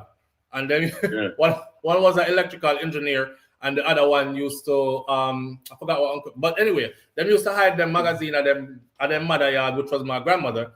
And me search up the place when them gone. And when me find it, I said, blood. I'm see, you know, early Playboy, the woman naked and skin out and stuff. And then they had one, then they have one named Hustler that came after that. So Hustler, at which part the actual sex act is happening in pictures. No video, no nothing. So while them are wait to talk to me, I talk about, we're going to talk to him about the birds and the bees, and one day when he's old enough, me done see backers already. Me done see one time, me done see all the stuff we know talk about, we know wait to talk to us about. Me ready for all try and talk to them. Are you ready to talk about? I'm going to wait until they're old enough to see and let's tone it down and let's not get. These children are way more advanced. Okay, when we say children, me I talk about small children. Don't abuse their ears. But anybody who reach teenager years already, trust me when me tell you, say, you see if them have this, them see stuff all in there where would that make you squirmish. Yeah. I remember you're a big somebody who had done do your skin out privately already. So right. Yeah. As soon as my girl reaches that age, I feel like to listen to SouFLoTV. Yeah, man, cause we're not talking no foolishness over here, so bro. Everything is in context, and everything has a place. You know what I'm saying? And a time. That's my thing. Everything has a place and a time. Right, it's a right. good buffer to what's going on. So what we're talking about. See. We take a force start some time. Like it make no sense for us because I think out the box. Yeah, I think the house gone through the gate already, bro. You're not seeing nobody. Yes. Yeah, that's why I don't argue with. That's why you hear when I say the alkaline song, I said the first thing when I do. Why you think I did that? The first thing I did, I start the song and said maybe I could do a review on this because Alka, Masicka, Kartel dropped same time. So I'm gonna review all three of the songs and ask my audience which one I think better. Before I could do that, soon as I hit play. When me hear, as soon as me hit play, my first thing I said to myself is, why you even start the song off like this? I can't spit pan her. I said, pause. And I went right to the comment section because I know his demographic. So let me go in that comment section and see if young people are repulsed by hearing this. No, hundreds. It was over 1,000 or something comment upon there already and it just dropped. Hundreds of comments ago and me I read and all me I see a fire emoji and comments like the girl them I said them want him do that to them and them want do that to him and all these other kind of things. I mean I said you're not saving nobody, friend. You're not saving nobody. TikTok, if you go over TikTok, a teenager over there talk about doing a show about boy do that. What you talk about? I'm not reach out on TikTok yet, you know, me just share stuff over there and cut. No. What I mean, it's like my wife here watching that me because someone tweet and say, look here, I'm gonna look out, but me not go over there, I'm not over there. And now my wife watch them, but my wife should watch them. Now that's why she watching. I'm so real and so raw. I'm so real and so raw. When me talk to remember I know me have 3 older boy picking now. 1 day you already and 2 just reached. So 3 of them. Don't you think I had to prepare them to go out into the world? You think me ever sit down and talk nice and cute to my son them when they're growing up? My son them I hear them something from them little, from them young. I'm preparing them for the world. Me don't want nobody out there approach them before I do and turn them on to fit them version. And then by the time them hear from me, them like, fuck that talking about. We've been on that. We've been there. No, me did it from earlier. I'm the first one. And you're going to hear it raw and real. Just like that. Even hygiene. Let me give you a joke. Hygiene. When I came and I told my audience, I said, yo, the women are telling me that some women say them want to get them man head, but them no want to do it because she don't know how to tell him. Because every time she try instruct him on something, him get offended. So she don't know how to tell him, say, under him balls stink. And she go down there and try already. So him not have none of that in a female relationship. She said she's not doing it. So he needs to go clean up himself. And sometimes when she go down there, she smell a body smell. And me I say, yo, are you going if a woman and tell other man that, you know? So I said, you know what? Let me bring this to my channel, men hygiene. And we do a special one morning when we spoke specifically to men. But all my madness have some kind of, there's a method to the madness. I said, let me construct a show where we talk about men hygiene. And I had the women and Marie message 411 TV company and blow up the whole morning. Marie didn't have nothing but some funny stuff to say. But from a woman's perspective of what she has experienced based on men's hygiene, right? Some men still don't know how to wash themselves properly. So me now as a dad, talking to my boys, hearing women talk about their bona fide man like this, me don't want my picking them there with woman and I saw woman and style them neither. So I said to them, yo, listen, you see when you're going in a shower, you open up your body hole and you wash it out. Don't wash past your body, don't wash around your body, don't wash your body jaw. And my boy, them not talk to you open up your body hole and you wash it out. Soap it out, wash it out, clean it out. Hear me now. Mister, when me done shower, somebody could have nyam out of my body and clean. Hear me son them like, Too much. Too much. I'm not No. saying anybody is going to. I'm just saying I saw you feel clean. You know what I mean? So Yeah. that's to give you an example of how me speak even to the children that I've raised. So yeah. We're not hiding nothing now. We're not pretty up nothing. But Well, at the same time, we have put everything in a. It's all in perspective. It's all in perspective. Yeah. Watch that SouFlo. Yeah. My well check every that, you know. Cause even look one that have to cut the nails. You like what's up with that? Your nails. Yeah, but the beg me to cut my nail and the nails are going up and up. It's like the acid top straight every time. Groom yourself properly as a man. Yes, they can't miss nothing. As my busy sometimes so certain thing miss me. But I'm on the go more. Share man every step forward, you can't miss a beat. You know, feel a dancehall artist can put that in a song and teach. Yes. And teach hygiene, teach men hygiene. Since we're teaching through the music, and we are teach man how to bust gun, and we are teach man how to be gangster, and we are teach man how to dog start sell white lock off the store, we are teach them how to cook crack and transport coke, and we are teach them how to put hood down in a girl throat. Can't we teach them how to wash them body hole properly too? Can we teach them how to change them underwear so you're not full of skid marks? We can't teach them how to have proper hygiene so their mouth not stink, so them to scrape them tongue and floss them teeth after every meal. We can't teach them how to iron them scalps so them head not full of dandruff. We can't teach these things too through music, you know. Yo, maybe I do, see? You have a husband and wife overwork, see? Yeah, you're Jerome. And you must walk past me. You must walk past me one day, see? The husband. One American said, yo, don't. That guy, he can't be married, man. What the fuck? Yeah, the man thinks about it. Boy. I look on your wife different. I don't listen, lady. Look on your wife, man. I said, John, no moment. Yeah, your husband not represent the right. The man think, and I said 1 day, 2 days, every freaking day. And so how you go home within that car and you know the same? You know, I should not tell him. But I guarantee you should tell somebody else though. I guarantee you should tell somebody else. Get used to smell. or she smell like how him smell. So she don't mind. Lady, you know? Kind of remind me of when the store me they tell about the couple when I see at the phone store. I stop at a store for pay my phone bill, and a couple come in there. A black couple. The brother theme pants way down past him body, in whole body out time pants. The brother had on white boxers. And in white boxers have shit mark in it that you can see from the outside. Now, yeah, that a show. And through him go stand up right at the counter and me go through the door and the first thing Masicka, I look straight ahead. He has a woman with him that have a child in a stroller and her belly big. That means she have a next baby on the way. And she walk around with him, follow him every which part she go. And that's how fair man walk. And him walk broad like say him gonna drop out in pocket with the big shit still. Him beat her. The piece him beat her. When they can't too talk of following and they tell a man that the thing. No, I think some women hygiene is just low also. I think that's why it's important to know if you're gonna do with a woman, you want to know where our ex there or who is our ex. Not that you're concerned about what he has or what he was able to do or what him doing in our bedroom. You just want to get a good look or sense of where she come from and what kind of things she in and deal with. You know what I'm saying? Because sometimes if you see how some of them ex, you just know you would have never want to talk to them again in the first place. Yeah. Because if you did go lay down with that, if you did there with him, you don't want nothing to do. And so for a green arm, you know, so me can smell my arm.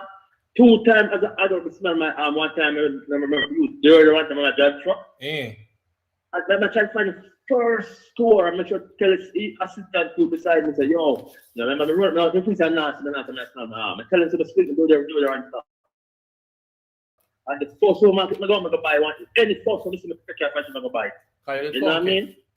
Yeah, I'm over here, so come work already. I'm still on the ticket to who's doing it, right? Yeah. So then my wife I talk, I'm absolutely you can talk and I'm to mad.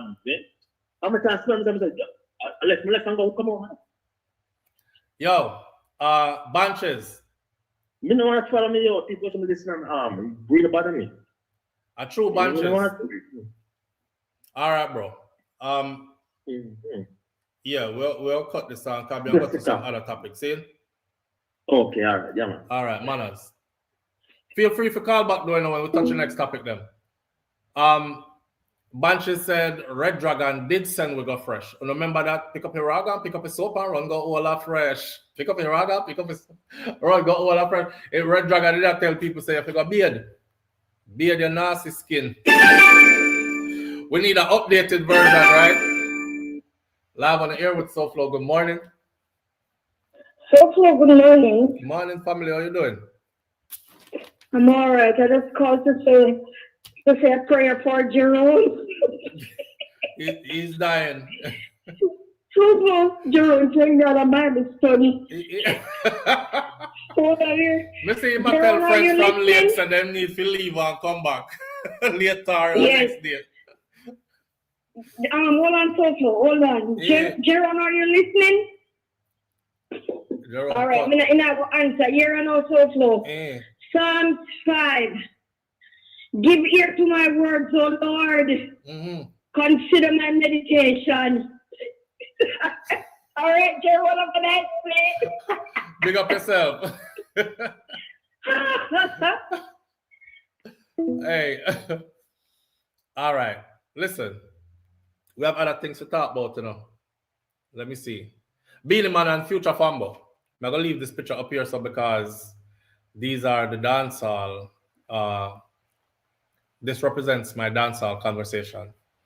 Did y'all see Future Fambo?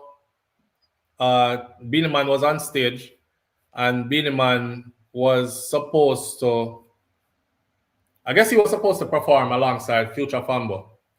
And Boom Boom called Future Fambo out and Beenie Man looked like him said, like Future Fambo come out here, like 2 hours now going up on the same stage and him left and walk off. Y'all saw that video? Best, bless the place. Falmouth girl. Yeah. Anyway, moving right along. And friends from Lake, I'm sorry that you feel a bit squeamish this morning, but it does happen. Okay? It happens, and there's nothing I can do about it. Monday, Tuesday, Wednesday, Thursday. We turn Friday into anything goes. It was supposed to be Thursday, but through the week, did stay how it stay already. We end up do it on a Friday. All right. Here's the thing. This is a platform where you yourself can call in. Don't let see, that's the thing with y'all. You let somebody else call in and speak about what they want to speak about. And if you're tuned in, then you're forced to listen to what somebody else brings to the table. It's kind of like when you don't vote and somebody else vote for you. You just have to live with whatever government is elected from their vote, because you never vote. And you and the rest of people them will say them now vote for nobody, and you're gonna live through somebody else's voting choice. So pick up the phone, call, and change the narrative, change the conversation if that's what you want to do. Speak about, me don't know, anything else what you want to talk about. Right now, we're gonna go into something else, but there's a show on Sky TV. I just discovered it. Haven't started watching it yet. I'm absolutely sure I'm going to binge watch this because one of my favorite actors is in it. It's called Passion. I don't know if any of you have been watching Passion. Y'all gonna start watch Passion yet? There's a show called Passion on Sky TV. I have to see it.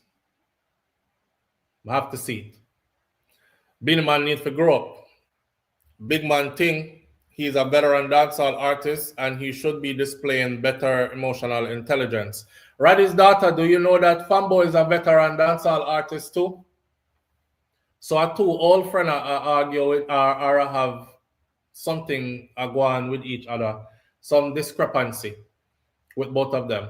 I think the Beenie and Fambo thing came from when Speed,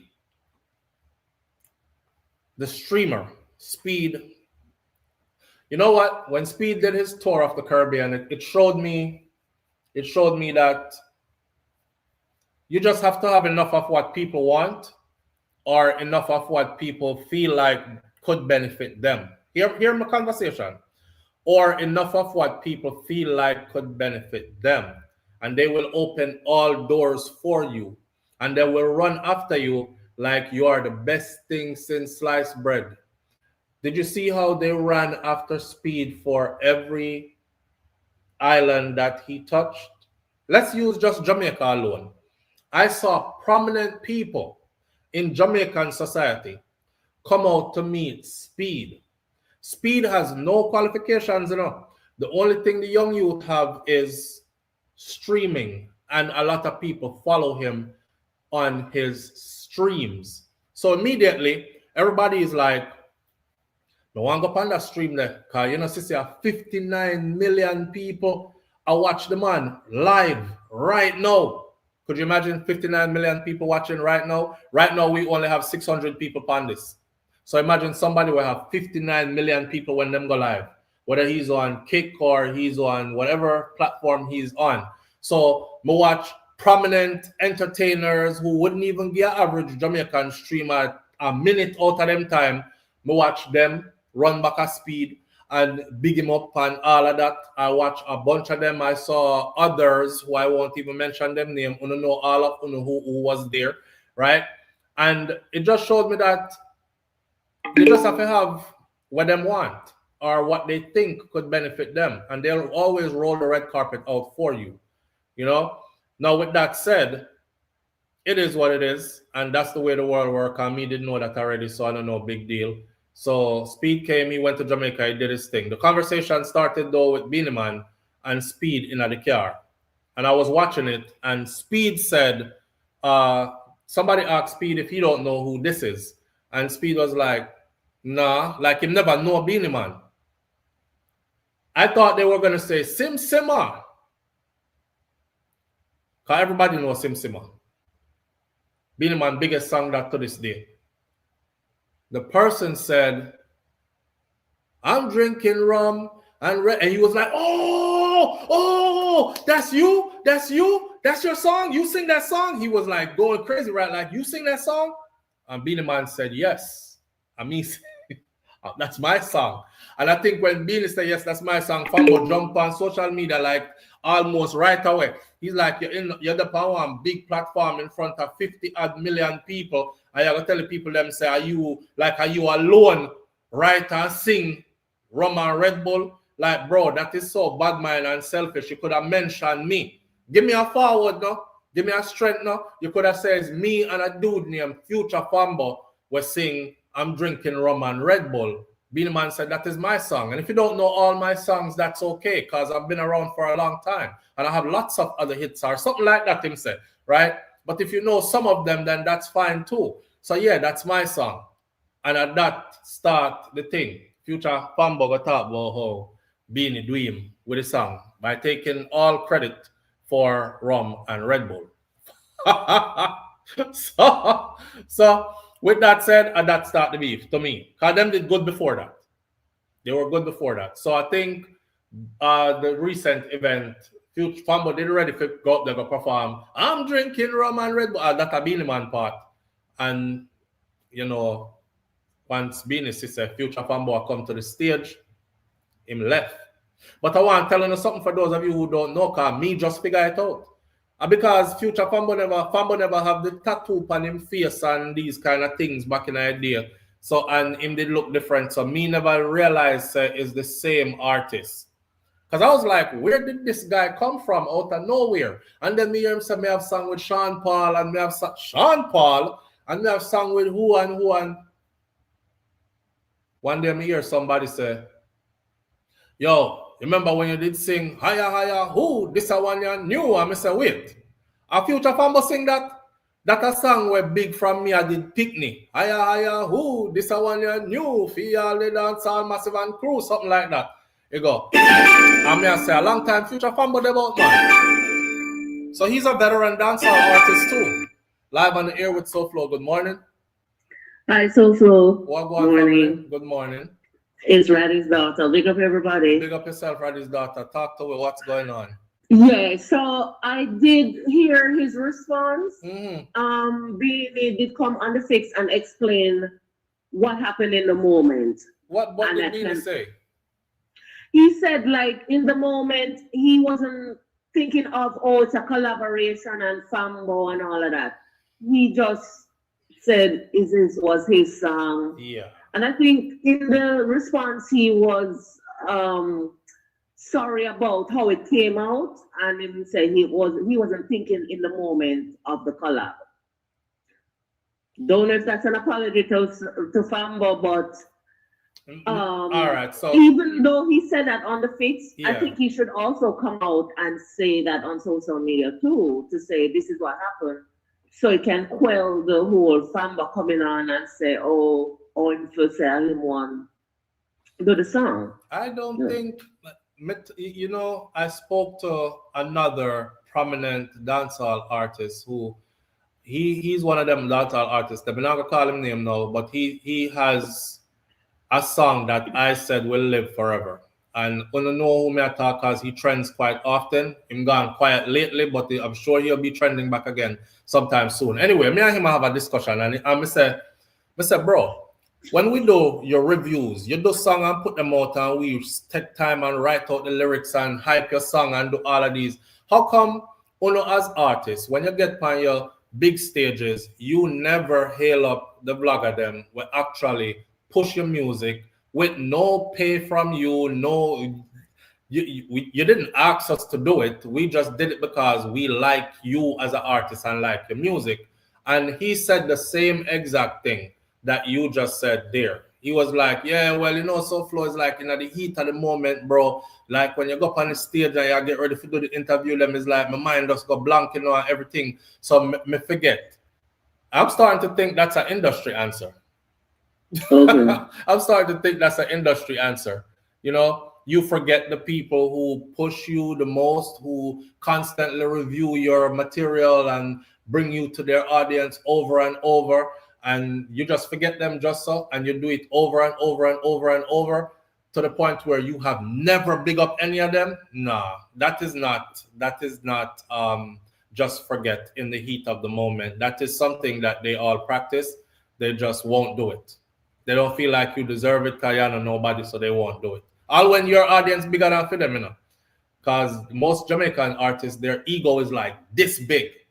Their ego is like out to here. If you ask them, them run the world. All they need is one song and it's them run the world. So I don't believe Beenie. Beenie man, there was like millions and millions of people on that thing. It would have been nice if he said, yeah man, it's me and a brother named Fambo, that you should look him up. That's how, maybe my heart too good, but that's how I am. In the heat of the moment, I'm not going to forget that I'm me and you do the song. And I'm going to mention like, how can you forget that it's a collab? I want the world to know who you are too. I'm already Beenie man. Once them hear Sim Simma, them know says me that. You, nobody not really know you like that, except for this one song that we collabed on. So I'm going to make the world know you now. That's how you know who is for you and who is selfish. Right. Yeah. So that's my question. How can you forget that it's a collab? I mean, exactly. Did you just space out and understand being in the moment and get caught off guard? Yeah, I don't think so. I don't think so. Yeah, no, Beenie just did another interview the other day where the guy asked him about what does he sleep in. You saw that one? Yeah. When the guy did ask him where he's sleeping, he's trying to figure out if it's silk or what. And we were like, why for that? In that same interview, right? You feel uncomfortable. Beenie dropping on himself, but he had to hold it professional because this ain't no. But anyway, in that same interview, they asked him if he still gets nervous when he gets on stage, or what gets him nervous, so Beenie can't use the excuse that he was nervous or flustered or flattered or just mind went blank, because he said in that interview, nothing gets him nervous anymore. He's been doing this since he was a kid. So I'm sitting in front of anybody and whole conversation.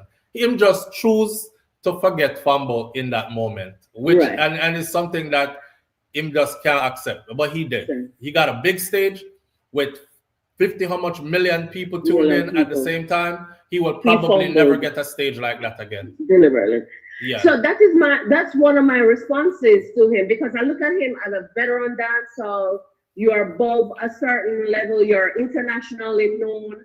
why can't you display that level of a higher emotional intelligence, right? Right.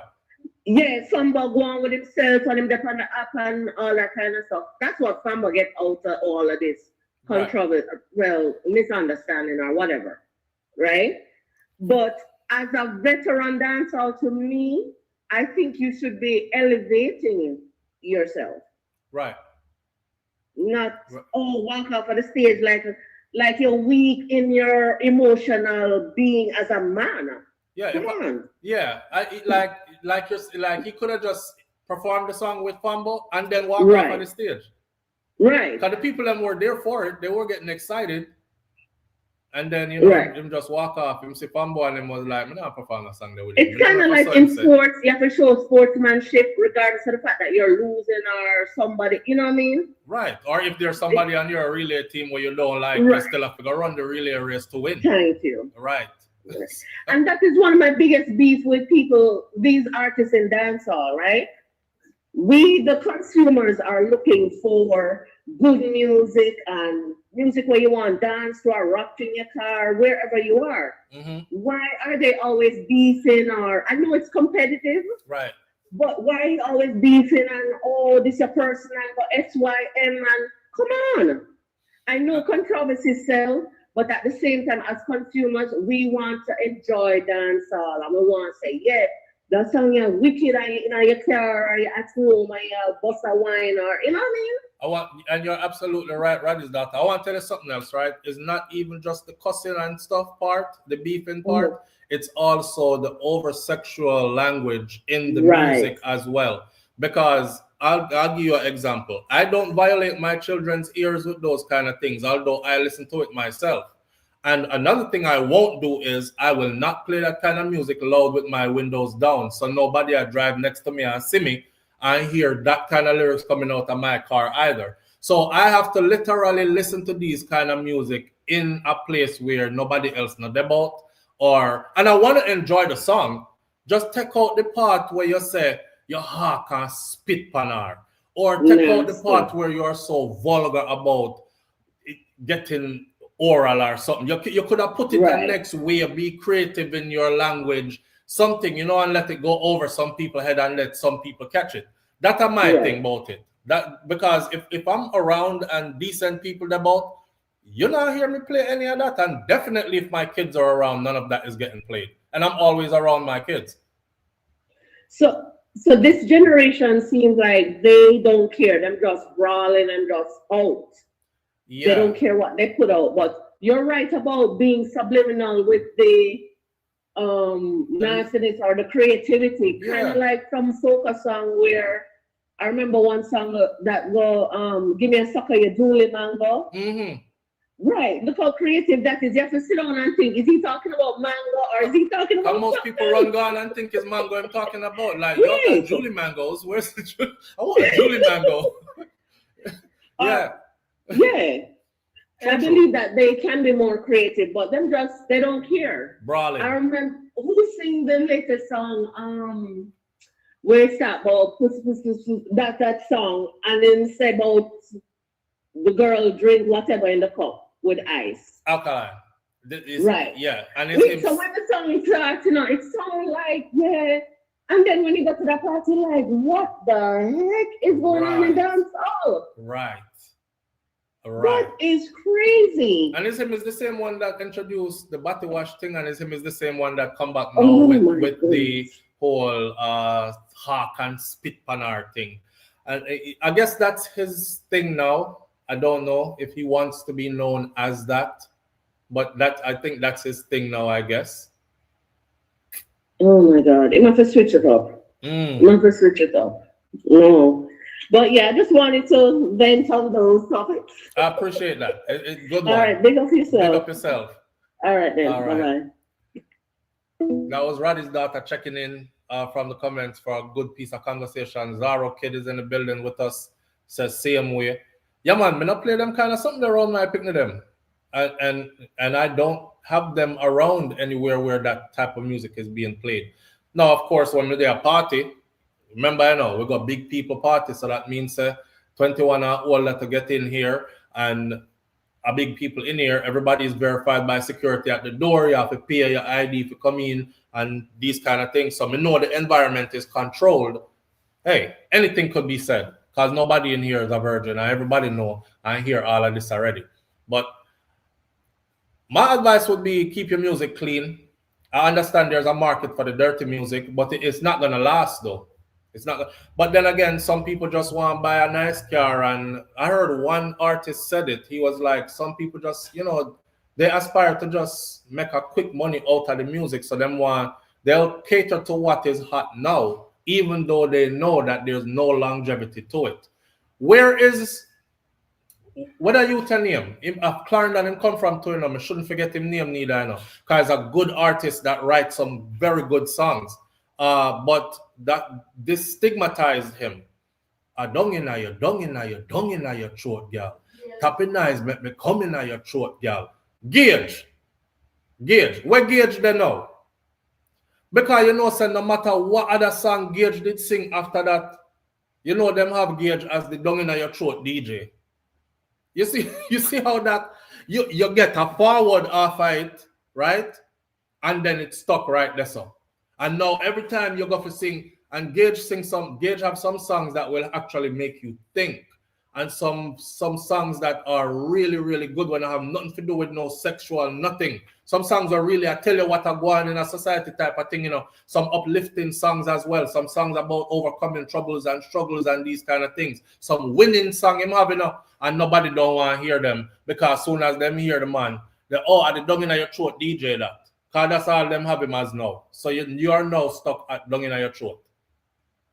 But hey, it was Gauge that was actually on stage at one of the store them when me I tell, and as soon as him start the song there, the song have a beat to it. Boom, boom, boom. I saw it start.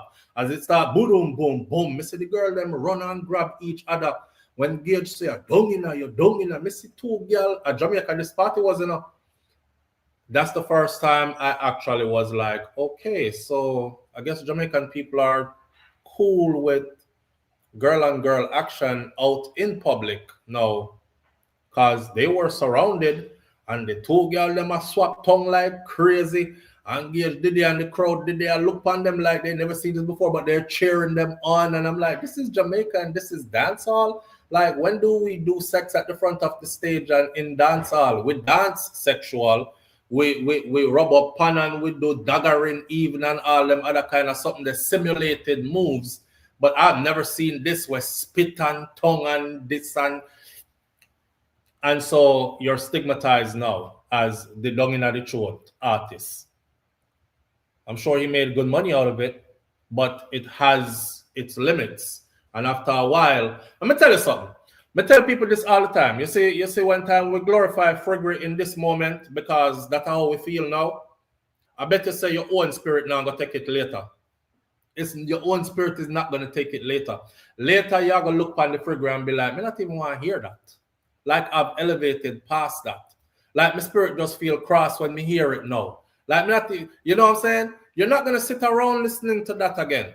And that is what a lot of people don't know. They be thinking people are going to be stuck in time and this song is going to last forever. So Hawk spit panar. Man, the girl them were like Hawk spit panar now.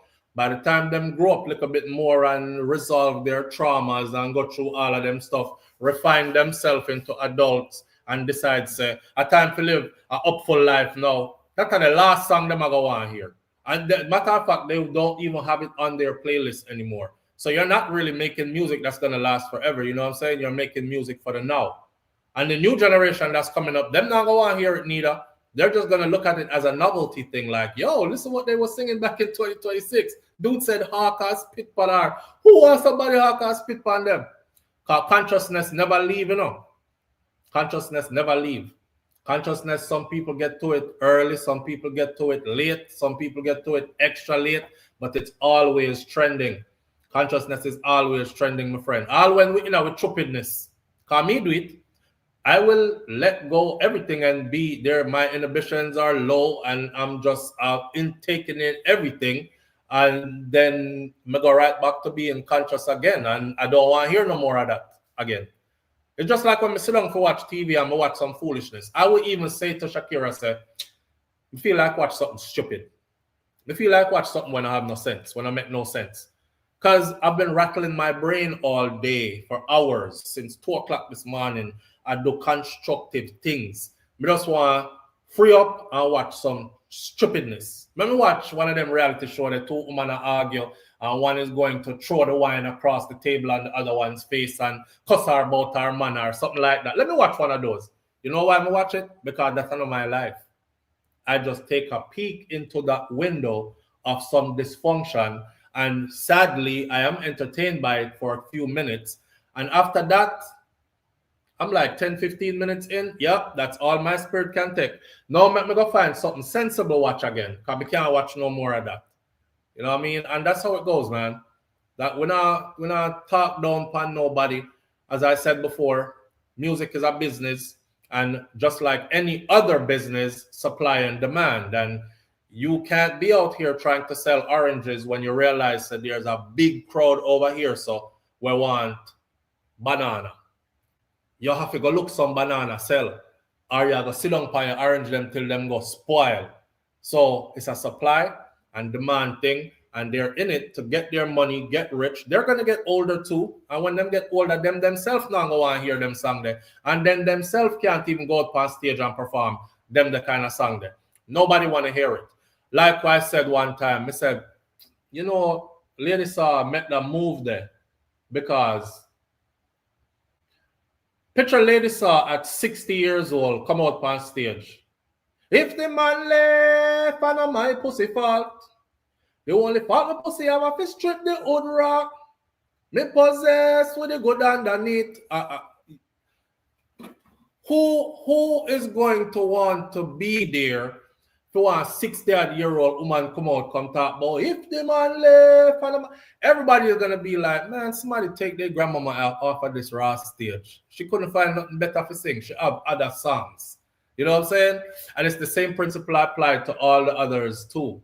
It's only so far and so long you can do that. You know, so Lady Saw says she is now Minister Marianne Hall. She chose something where she can actually grow old doing. She can preach for the rest of her life, preach scriptures. Nobody is going to say you're too old to preach scriptures. Nobody is going to say you're too old to try to guide people to your God. Nobody is going to say you're too old to talk about the goodness of the Lord and all these things. She switched gear because she realized, you know what I'm saying, I'm getting older. How long we can talk about the good underneath and it just not going to work. It does not going to work. Big up Lady Saw same way. Lady Saw still bad. I was one of them who, as you can tell, the way I just select that from my head, there were Lady Saw songs that boy picnic and man nothing sing, where I wasn't necessarily singing them, but I was hearing them and then I was repeating the lyrics. Obviously, I have learned them. You know, I just couldn't sing them out loud because you can't sit on out a road as man and talk about if the man left on a airport. Yo, big up to Lady Saw same way, man. Legendary. Somebody said, no, not Lady Saw. Oh, man. My point exactly, SouFLo. Lulu, it come full circle, Lulu. You're right. But Lulu, we have clean dancehall music, though. And it don't have to be clean, like wipe clean completely. But the extra in detail overboard nastiness, that stuff is not necessary in it. You know what I mean? If you're a singer, you say, yo, I love when you say, oh, are you for sale? And yeah, I love buy gal. And yeah, and me pay feet. And if you are selling, me pay feet. And I love buy gal and favors. That sound different from hark and spit pan her. Put me out dung in her throat and suck it and throw up and vomit pan it. And you don't have to put that in our song. You don't have to put that in our song. You know what I mean? You could still even be risque with the lyrics, but you don't have to go all the way with it, kind of thing. So I don't necessarily Lulu still don't think that dancehall is like young people coming of age music. Because if you look and see who go a dancehall party, big, whole heap of big people did it. Big people are the ones who have the money and resources to actually go and buy out bar and enjoy the night and everything like that. When me go them, me not pop no, I'm not walking around with no plastic cup, a buckler pop. You know what I mean? So we did it. I enjoy it. Same way. But we just don't want the overload of that. We all know what it is. Most of them in here are some freaky people anyway. I'm not going like we're not freaky. But when you resonate with my message because you're just like me, like keep the freakiness to yourself and keep it to you and who are do it are behind your closed doors. You know what I'm saying? That's what we're talking about. That's nobody come over here, come act like, oh, I don't know what that is. Jesus, Lord, have mercy, my virgin ears. SouFlo, I have to leave. I can't stand this. I've never heard such thing before. You know what all of what me I talk about is. You do some of it and no fight already too. So don't come over here with that. The only thing is we just don't want it on Front Street in the lyrics them and these kind of things all the time and so much of it. And it just get what's like, who can say the worst thing? Oh, she put her lip on for you? Okay, well, for me, I go in her mouth. The next one says, for you go in her mouth? Okay, well, for me, I go down in her throat. Oh, for you go down in her throat? All right, well, for me, go down in her throat and then become in her throat. So how far are we going to go? How far are we going to go?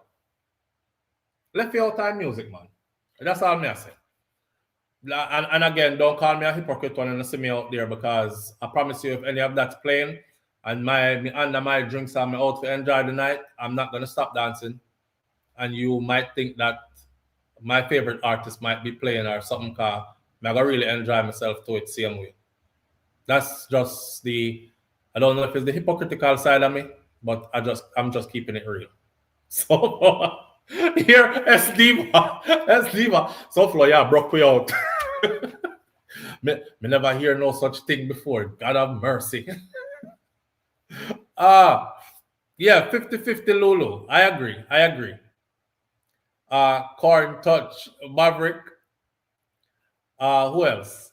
True, them 6 stomach, says Kingston. All right, now we move on now. We're out of the dancehall sphere. We're going to get into other things now. So I'm asking you to change gears with me as we get into these other things. Let me select one of these other topics I have on board. If you notice, the phone is not ringing off the hook. Nobody is calling in a hurry to have long conversations. So I'm glad that I have this guide so we can discuss. Did y'all see the fight that happened at Zimmy? Well, no, so I can't play none of them kind of video there, right?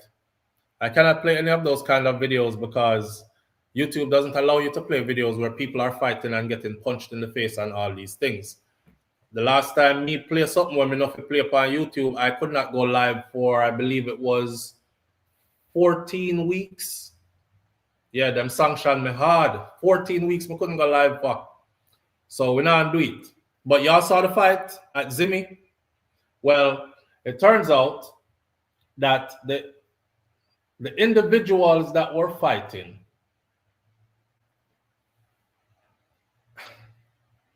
you know, that's why I don't go to certain events. That's why I don't go to certain events. So Zimmy has said that the suspect in the fight was arrested at the airport and he was charged as the second person who was involved voluntarily turned himself in. So apparently he was trying to escape the island after them mash up the people and party. The fallout from the wild brawl that erupted at the Zimmy beach party in St. Anne has intensified, with the man arrested at the airport now facing 2 charges and a second man turning himself in to the police. Dave Taylor, 43 years old. Bruh, you passed 40. There were so many young people. You see what I said, though, Lulu? A big people. You passed 40. Where you are do deal? I want to know which one was Dave Taylor, though, because there was a tall guy there. The tallest one there, he was thumping the daylights out of somebody. One of the youth, them even run go hide on the one table. Like, he was like, I don't want to fight. I don't want to fight. And the man, them draw him out and beat him. Anyways, Dave Taylor, 43 years old, a business operator who lives in New York City. He's charged with inflicting grievous bodily harm with intent and unlawful wounding. His attorney is Donovan Collins, and this one comes from the Star. Taylor was arrested on Monday at the Sangster International Airport in Montego Bay, St. James, while he waited with his wife to board a flight out of Jamaica back to the United States. But even as charges were laid against him, Collins maintained that Taylor was not involved in the melee. And that your lawyer come with. Bro, we watched the video. Attorney at law. You have to go do a better defense than that, fam. You better you say your client was provoked and your client had no out in this. He had to respond with violence. You better you say something like that. But for you to say that he was not involved, we watched the video. We saw the video. Yeah. He said he was none of the persons that were seen in any of those videos about the incident. It wasn't me. You must say I listened to Shaggy. I wasn't there. It wasn't me. All the videos you've seen circulating, my client was in none of those videos, and that's not him. So I must say, a mistaken identity. We don't have the wrong person. The attorney said that he was not surprised by the decision to charge his client. A court date has not yet been finalized for Taylor. So how are you not surprised at the decision to charge him, even though you said he was never there and that was not him in any of the video clips? But you're not surprised that he's charged. Why? Meanwhile, the police investigation has widened, with a second man now turning himself in at the Runaway Bay police station on Thursday. Senior Superintendent Carlos Russell, commanding officer for the St. Anne Police Division, confirmed the development, and he said that the man is to face an identification parade where people will be able to point him out and say, yes, that is him. I him did top me in my jaw. I him did a beat me up when me under the table, and I tell him, say, me don't want to fight because I'm drunk, because I'm there for party, not to fight. And him kick me in my face and all these things are him. They're going to put him out there for an ID parade. The latest development follows the violent confrontation at the Zimi Se beach party at Puerto Seco Beach in Discovery Bay on Sunday, which was caught on camera and has since gone viral. That brawl reportedly erupted after a splashing incident triggered an argument among patrons before the situation quickly descended into a physical fight. Two Kingston teenagers, ages 15 and 17, were also injured during this altercation. The police are continuing to investigate the circumstances surrounding the brawl and the roles allegedly played by those individuals who are being pursued. So the 15 and the 17-year-old are who get them rotted beat out of them. You're there partying amongst 40-odd-year-old people and you're 15 and 17. Boy, God bless Miss Ruby and Mas Cleve, because 15 years old, you're not going nowhere. Shit, 17 years old, you're not going nowhere neither. I always know my 15 and 17-year-old there. And you know what's funny, people? Not to brag on me, but at the same way, I raise my picnic them, you know. 17, you ain't going nowhere. I know where you're at all times. So I just started loosening the rein on my children right before they left to go off to university. Just start. And that was after graduation from high school, and they out here enjoy them summer break before they go off to school. And finally, I'm saying, you know what? I could look the next way a little bit. I'll make them do them thing. That lawyer there, if that was my lawyer and that's the defense he came up with, I would try to get a different lawyer immediately. But you can't look on the video and say I wasn't there. I mean, the video, you know how they have like fuzzy video out there. Sometimes you see one video and you say to yourself, say, that video they look like them filmed that with a potato. When you say AI King Biggs is AI your honor. It wasn't my client. That video was high definition. If you go and check the Jamaica Gleaner, you will see how them blow up the persons and put them on the front page and it was as clear as 1080 HD. So I don't know how am I gonna get away with that and say it wasn't my client. He was not in any of those. He was not in any of those. I'm not surprised they all charged him anyways.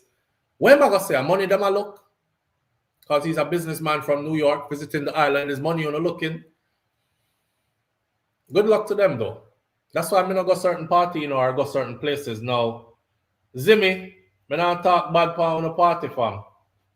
It is what it is. Big fight broke out. People got injured. Man get beat up. All when them did that beg, please don't beat me no more. That's something y'all are gonna have to sort out. It kind of goes back to the other party where the American dude who comes to Jamaica every year for Carnival got shot at that party.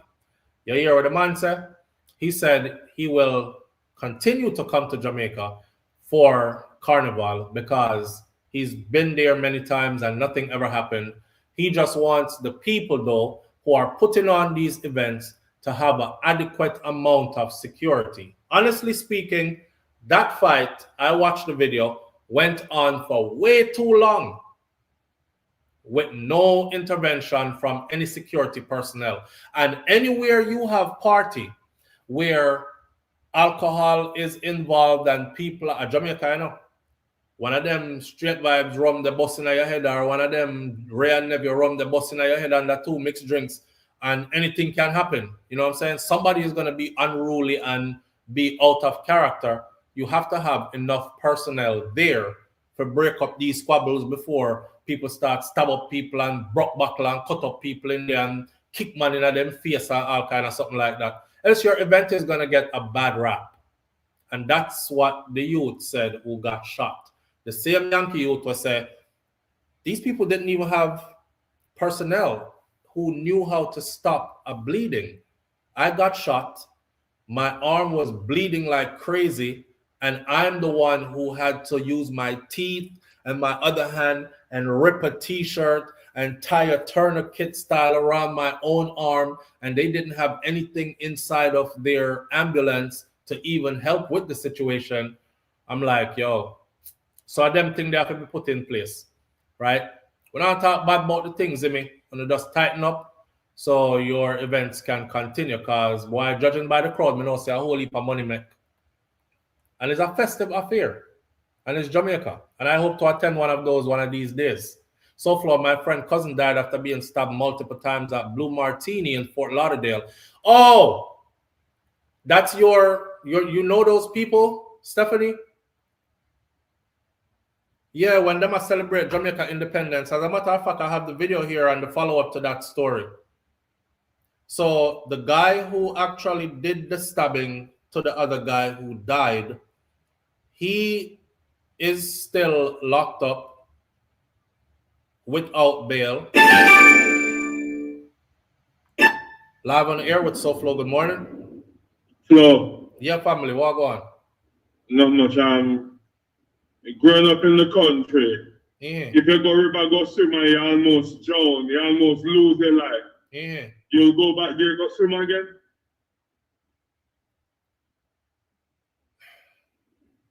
Because the guy said, he almost lose his life and him still go back, go a carnival.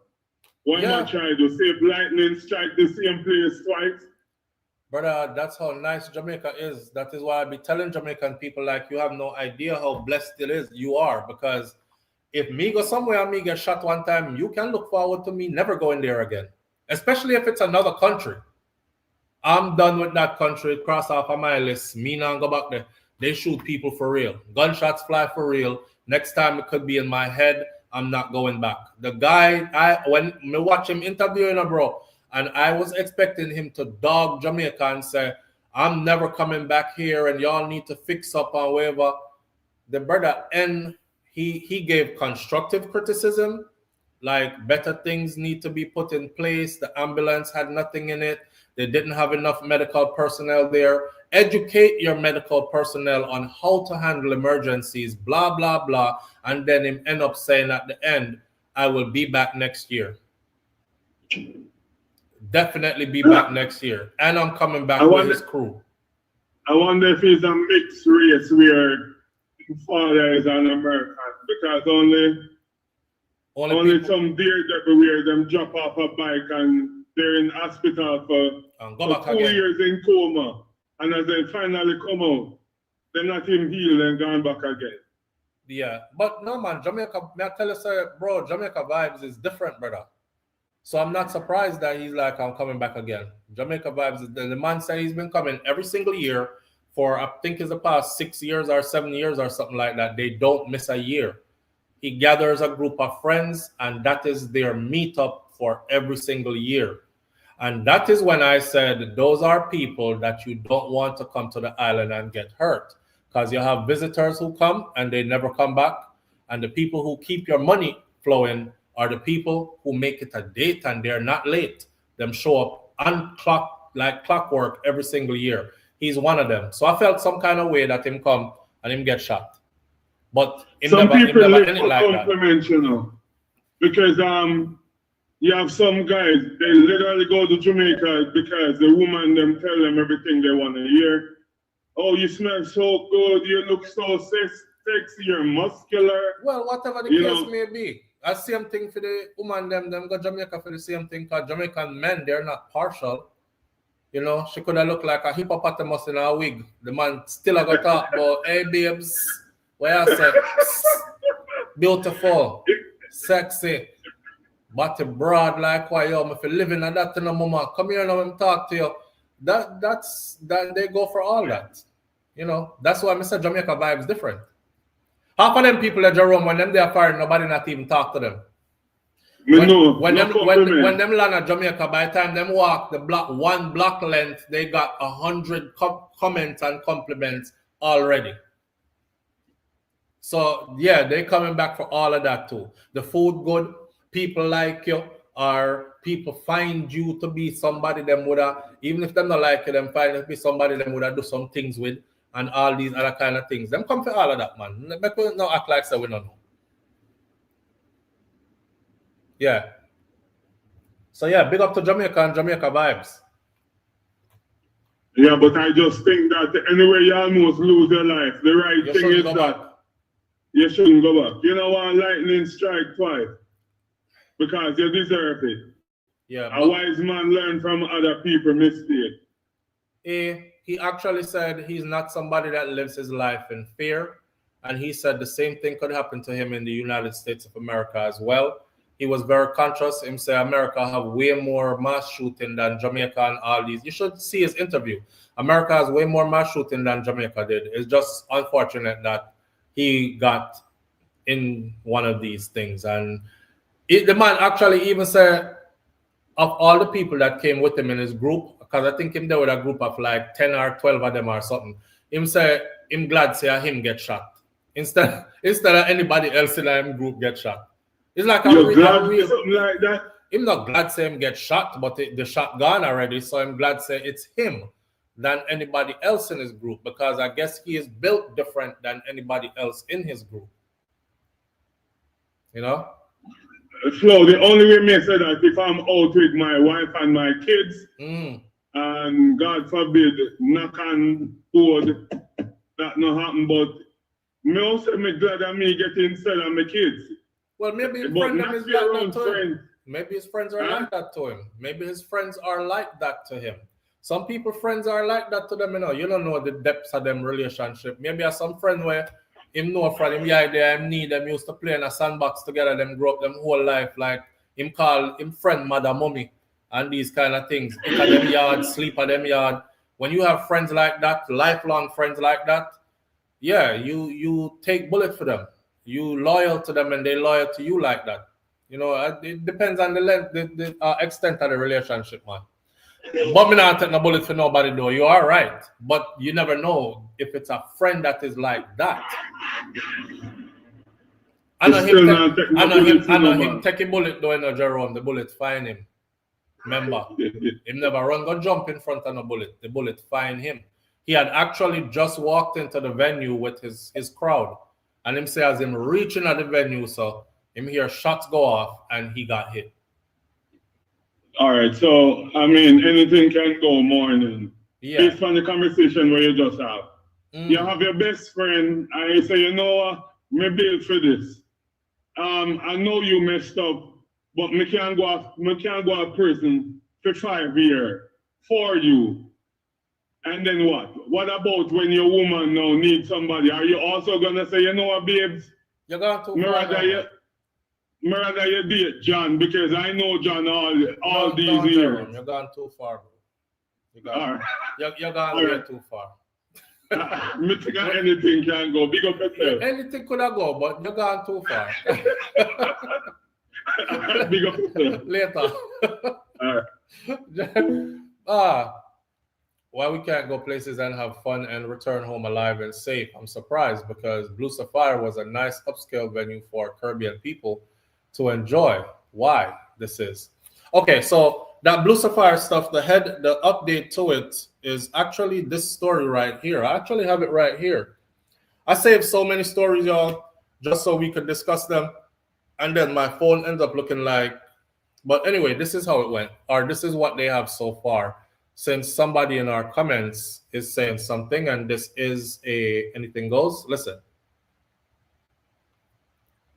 And to pull the plug, but I'm so scared to do that. Fort Lauderdale police say her son, who she identified as 49-year-old Clinton, was stabbed multiple times last Thursday inside Blue Martini. Investigators say his alleged attacker was 52-year-old Lawrence Edmondson, charged with attempted premeditated murder. According to the arrest report, police say witnesses saw the suspect and the victim arguing inside the bar. That argument then turned to a fight. At some point, police say Edmondson went out to his car, got a knife, and stabbed the victim multiple times. Witnesses say the suspect kept stabbing him even after he collapsed. Edmondson appeared in bond court last week where his family asked the judge for leniency. He's an amazing person. He has 4 children that he takes care of. He is, other than this incident, a very joyful, loving person for our entire family. The suspect entered a plea of not guilty. In court, his attorney asked for bond, but the judge denied it. Without missing justice, I have to make a decision to pull the plug, but I'm so scared to do that. Fort Lauderdale police say her son, who she identified as 49-year-old Clinton, was stabbed multiple times last Thursday inside Blue Martini. Investigators say his alleged attacker was 52-year-old Lawrence Edmondson, charged with attempted premeditation. They're both Jamaicans, right? They're both Jamaicans, and from what I've gathered, they were there celebrating Jamaica's independence. Yeah. I don't know what the fight was about. If somebody could tell us what the fight was about, if you know. I don't know. They haven't released any information saying what the fight was about, but to be angered enough to go outside, get the knife, come back, stab, and even when the guy is down and out, you still stabbing. That's how they described it. That must be something. That can't just be 2 guys that just met each other, and it can't be just 2 people who just meet each other. Then again, you never know. What I do know is the premeditated come from you going to the car and coming back. Remember when we tell people this, that if me and you get into something, right, and you do something to harm me, and me grab a knife off our table and stab you with it, I'm not getting charged with anything but self-defense, especially if you initiated it. I wasn't bothering you or something like that. But the minute you leave where this altercation happened, left the building, go into the parking lot, open your car, took out knife, come back inside and stab me up, that's premeditated. His mom says she's going to have to pull the plug on him. He's on life support. She's going to have to pull the plug, but she's afraid to do it. That's one of them things. He was not joyful, caring person. Did he even have a heart during the incident? No. I'm not even going to speak on this incident because honestly, I don't know what happened. And I'm going to tell you the truth, Roddy's daughter. If I'm forced to defend myself, I will probably defend. That's why I'm going to try getting on nothing with nobody, because I don't understand when you start to cry, Cree. Me want everything dead. That's me. If you violate me, I want every friggin' thing dead. Me don't know about no thump you and or hit you until you stop or nothing. Me want blood, me want murder, me want death. That's why I don't try to get into nothing with nobody, because the end result is gonna be somebody saying, damn, he went way overboard. Why did I have to do all of that? The man did already down. Him just kept on stabbing and kept on stabbing. Me I stab you until me see through you to the next side. I saw me stay. So me no want nothing with nobody because I'm gonna go overboard. Some people really don't go looking for nothing. But you see, if you actually make them feel like they had to save their life in the moment when adrenaline is pumping, they will do the worst things to you ever.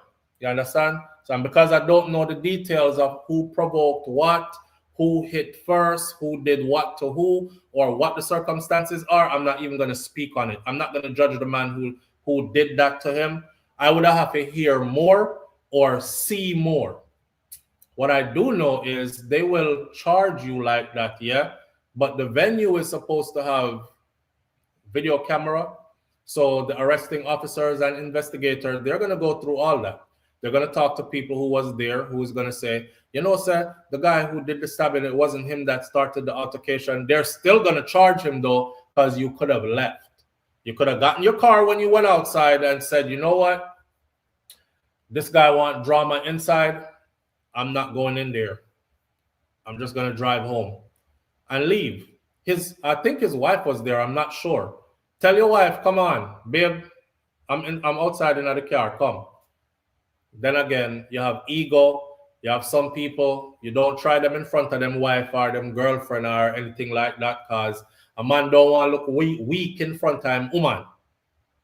So he's going to do all kinds of things. Do y'all remember the story that we covered, the Jamaican landlord in New York? Do y'all remember that it was his woman who set him off because he had 2 tenants downstairs in the basement who had not paid him any rent for months on his house? And them that they are living in there, and them are bad him up and a talk bad to him. Move on, go and you will get the money when we get it. So what? And you can't kick me out because you can't go to court already and them give you a stay. So shut the F up now and go on about your business. And you're in my house. And I'm the one who has to be paying the mortgage and you're not meeting the rent. For me, if you are covered the so I pay for you if you live down there. He went upstairs where he shared with his woman, and her words were something along the lines of, you a bitch ass nigga. You soft as shit. And that's why the people them downstairs take advantage of you, living at your place rent free and treat you the way they do. Him kill she, him go downstairs, go kill the husband and the wife with it in the basement as well, or the couple. I don't remember if they were married legally, but they were a couple living in the basement. The man murder everybody in the house because him woman say, you're a punk. You make the people them punk you out all the time in front of me see it. So in his mind, he's like, oh, so them punk me out so you feel like you can talk to me now like me's a little bitch, like me a punk too. So him kill she and go downstairs and kill them too. He was the one that you just saw. We did the follow-up to it where he had his court date, and I told you, damn, he looked like he aged about 20 years since his arrest. Yeah. Him say him don't know what happened, him just snap. Him just snap. So certain times you don't try people, man. Them wife that they are, whatever. Some man ego, we get the best of them.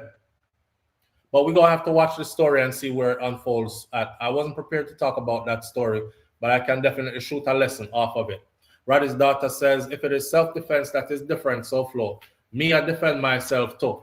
Yeah, and true, we don't know if I defend him, did I defend himself?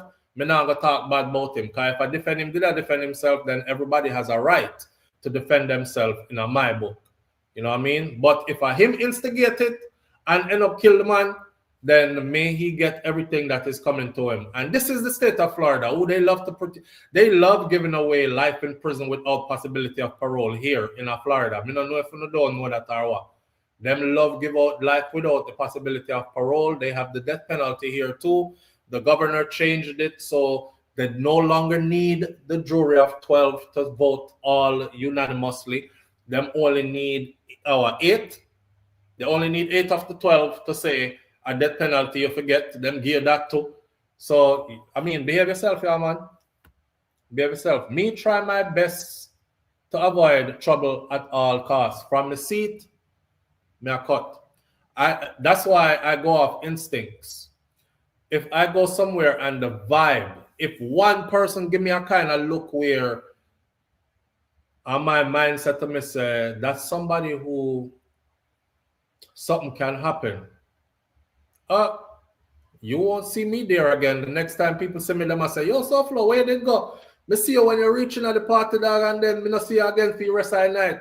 The same time you see me when me did reach in, I same time I go so boop and went right back out. I saw me still. If my vibe say, I know you say you're supposed to there, me cut immediately. First sight of trouble, me gone immediately. Me not stay there, and then next thing you know, my whole life changed. And me sit down in a prison or me dead when you could have avoided it. Big people that me know. It's not, that's another thing. Grown ass people, it's not no little kids and it's not no young people these that did this. These are grown people that got into this. And now you're sitting in prison or jail, about to go to prison for God knows how long. Sometimes walk away is the best thing to do here. Tuck your little ego, tuck your little pride, and walk away. Walk away. Me can't tell you how much time me did I go commit murder. Right, that's all. I'm about to commit murder. And then, you know, God make it so it didn't go out like that. It didn't happen that way. One day, I have the gun in my hand, you know, and I have the window, I wind my window all the way down just so this guy could jump in my vehicle. Kind of out of my window, right at my window, act like him going to jump in the vehicle. So, in the system, I already have this sit down right there at the door, like I'm trying to bait him too. But I'm a conscious person, so at the same time, I said to myself, say, you know you're going to kill somebody. You're about to kill him, and you're baiting him. Come purposely bait him, come start talk to the man with my window way up, high, and just put a crack in it. I may talk to him through the crack, right? So I say, if he want to punch me in my face or something, he's going to have to break out this whole window. It's not going to come out that easy. It's a big truck and the window dark tinted. So you know when you broke window with the tint on it, it'll fall out so quick. So I say, I have it up there, so. But him start spit some friggery. I said, you know what? I pull out, select, put it right there, so and put the window all the way down. And I'm beat him, I say, and as soon as him put him hand in my car, I was going to commit murder. And God make it so a police officer come outside and was like, it's you again? Okay, listen, you drive away. And he might tell me if I drive away, I tell the police, you see that other car over there? My wife is in that car. When she reverse and drive out, I'll drive out right behind her. This is Florida. The police see the gun in the car. He's not going to say, oh, you have a gun or nothing. He saw what was about to happen though. But him tell the youth, him say, you come with me, and him take him away again. And that's that. That's why I say God have him hand for my life more time, you know, because I know me provoke nothing, you know. But I'll be damned if you let me violate, if I let you violate me, and me can stand my ground. I'll stand my ground every single time. But I'm not gonna be the kind of person that you think, because you came to throw punches, and you're gonna throw a punch and catch a bunch of gunshot. And that's where we differ. Everybody is going to be like, damn, he shouldn't have handled it like that. He couldn't just squabble up. He couldn't just fight, like exchange punches. No, I'm not. I'm not getting out to exchange no punches with you. Me tell you, I go a boxing class. Me tell you, I study karate. Me tell you, me and you, me out here to fight. I'm not out here to fight. I didn't dress up and come outside to fight nobody. You in all, you're ready for that. I don't know if you're coming from a boxing gym or a karate dojo. Me now make you knock me out and beat my head into the concrete, put me in a coma so my family can stand up over me every day. God, please bring him back. Please bring him back. As soon as you put the hand upon me, why?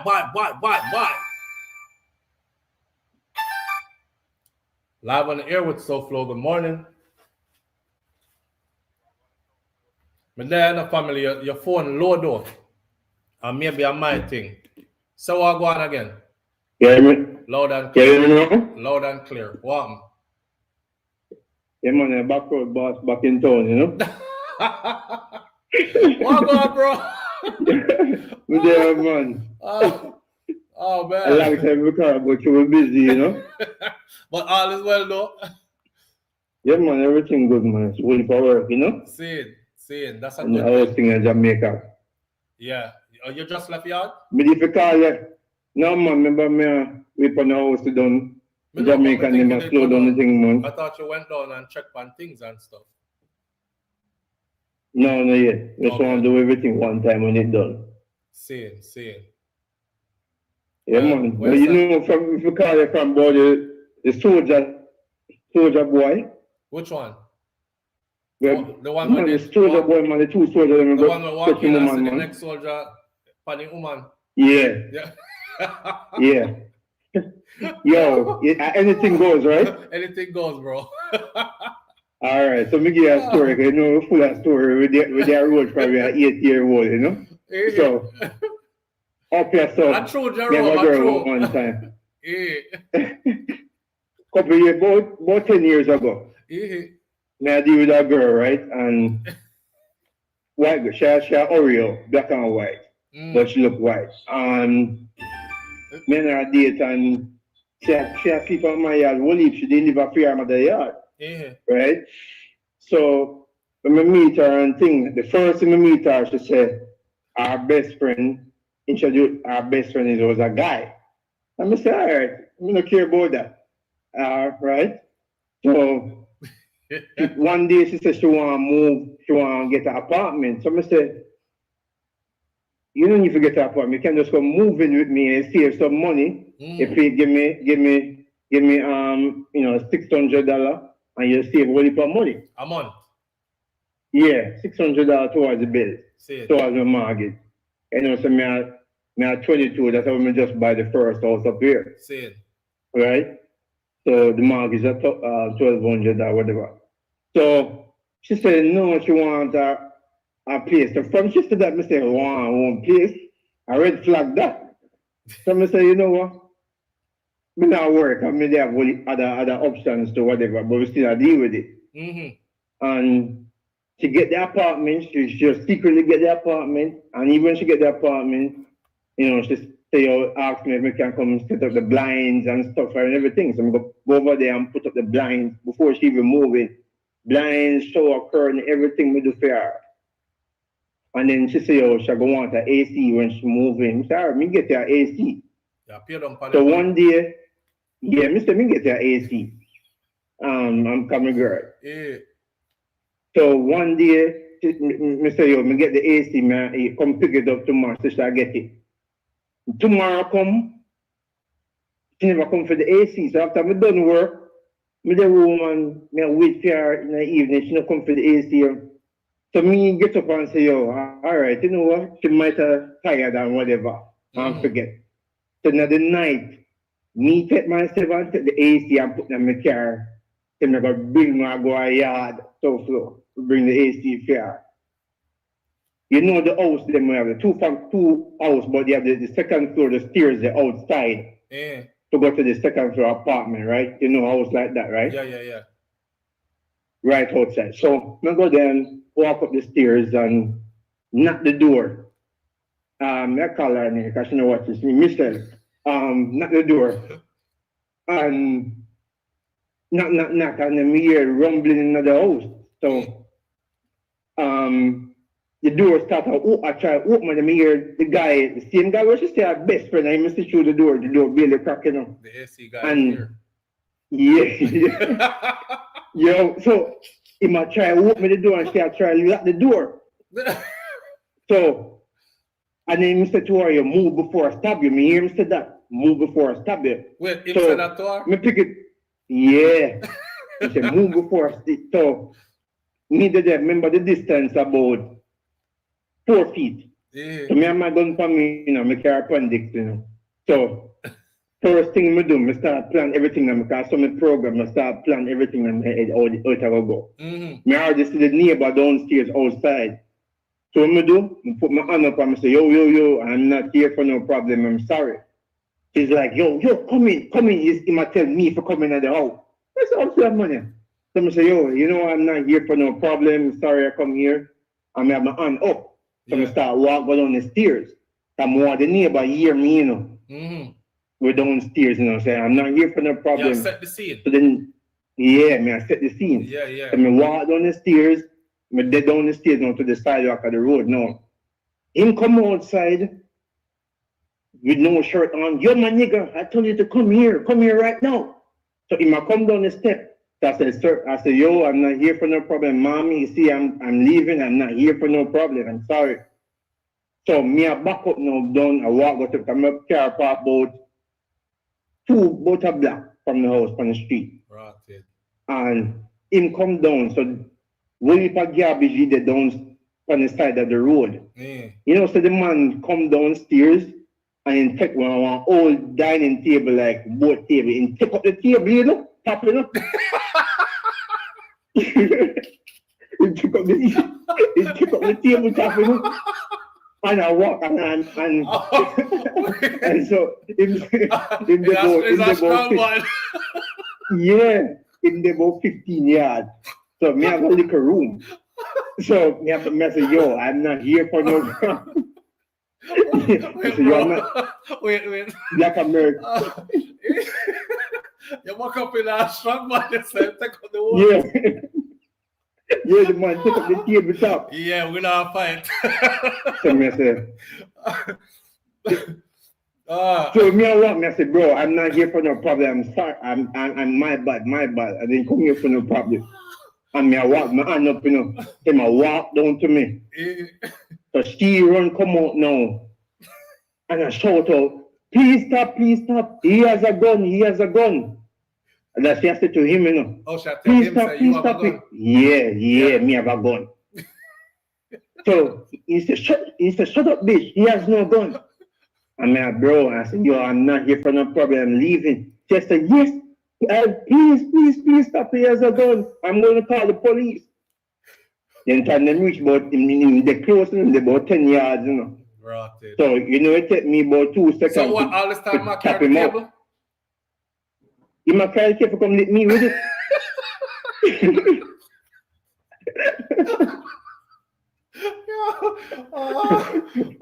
So from reach of the car now, you know, me have nowhere else to go, you know.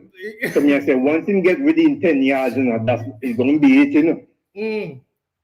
Come here, they're away from the yard, they're away from the property. Right. So you can't, and the neighbors are already right out there as to what go on. So me already plan to call my lawyer already after me shoot him. Me already call my lawyer for speed dial. US law sheet with the concealed carry. Everything me plan out in my brain already. So me jump in on my car and stop when she station call police. And stop. So I'm going on my car and I make sure I just reverse down the street. Not if we drive past, if we go through the table in my car, next to my reaction gonna be shoot him or whatever, you know? See. And you know, saying that late in the night, the girl come and beat down my door. The boy him beat her up, you know. And she come beat up my door late in the night, you know. She still want the AC. Me tell her, I say, call the police. She still want the AC. Me say, call the police, slow for. Yeah. So easy it is. Me could have taken, me didn't have the right, you know. Me could have killed him, you know. You could have taken a life or you could have dead. Yeah. You could have dead same way, no? But she Could have dead. She still want the AC, bro. Exactly. So from that, we will never go our woman yard. Never, ever. I tell people don't do them something they hear, man. Never, ever would go our woman yard. And every time we go woman yard, we sleep with the gun in my hand under the pillow. And I take with one ear open. Nah, sir. Them things they're risky, bro. Yeah, man. Risky. Yeah, but the don't go no woman yard, man. The table, Lord. The whole table come. It's a big strong man. You know, find nobody like that. The man, they'll pick you up just like how them pick up the table, drop it on your head and all kind of stuff. Exactly. Yeah. You know where I go? That's what I'm saying. Me and nobody we just set my ground. I tell a story here already where a brother come from Jamaica. His name Mark. Anybody who went to North Miami Junior High will remember Mark, him used to ride motorcycle and he come from Jamaica. In family, they have money. And then he used to ride like Ducati race bike and them something there. Mark came to North Miami and said the whole of way I get punk out and beat up by the Yankee youth them. Mark decided to tell the people them about none of them can do him nothing because he's a how much 3rd degree black belt and him can do all these things. Listen, there was a Yankee youth named Alfonso in my school. That youth I did build like a junior high with them. That time me light, me maga and light. This guy looked like an NFL running back in a junior high, like big man body. He have a style when he used to go in everybody's pocket. See, they never reached my pocket yet, but I'm suspect that my day was coming. So him reach Mark pocket, because Mark that they talk about him a black belt in a karate and all that. Him reach Mark pocket, so Mark box with him hand. So when Mark box with him hand, the youth say, What's up? And take off his shirt like this. Like he just come up out that shirt same time like, what's up? What's up? I start do all of this. I hear Mark drop my car and say, yeah. So the whole of little Jamaican now, them back in them time that we hang together. So we say, yes, we have somebody we can defend we right now. Mark a 3rd degree black belt, frig him up, you know. Yo, brother. The man knock out Mark and put him to sleep and wake him back up and knock him out again, pick him up and drop him. That's a blood fire. You see, when he come back to himself, Mark shame no rotted because we say, so I'm to all of the karate something and the black belt somewhere. Exactly. And then we start telling ourselves, yeah, we talk one another. I don't think saying race bike neither, you know. I don't think saying family rich at Jamaica neither. I think I lie. So now everything we tell you, it in question. I don't think he race no bike. I don't think him family have no money. I lie the boy I tell. He's definitely not no black belt kind of way how them handle him. Yeah, knock him out and pick him up, beat him back, tell him wake up again and knock him out again, pick him up and drop him. I said, no, sir, me and them you cannot fight at all.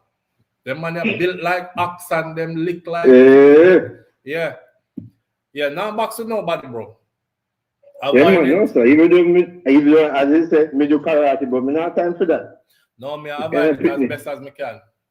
I did all that I was in the infantry in the army. So 10 years of hand-to-hand combat training, and we did close quarter combat training as well. So may have some fighting skills under my belt, but still, there is no honor in fighting out in these streets. Nobody wants to fist fight you anymore. Okay, in Nangabe, fist fight. You know, we used to fight back in the day until somebody say, "You done now? You done?" And the next person go, "All right, I'm done." And you respect the man's strength, and the man respect your strength and know say you never beat him, but every time him try you, it's gonna be a fight. So we respect each other's strength. That don't happen no more. If you hit the ground today in a fight, the first thing they want to do is bang your head into the concrete until you're unconscious, put you in a coma, start punch off your face when you are no longer moving. There is no honor in it anymore. So me not fight with a soul. Me not fight with a soul. Me not hold it. Me I give you one more. Me not hold the line. What there? We talk about the Black American, right? We talk about Jamaica.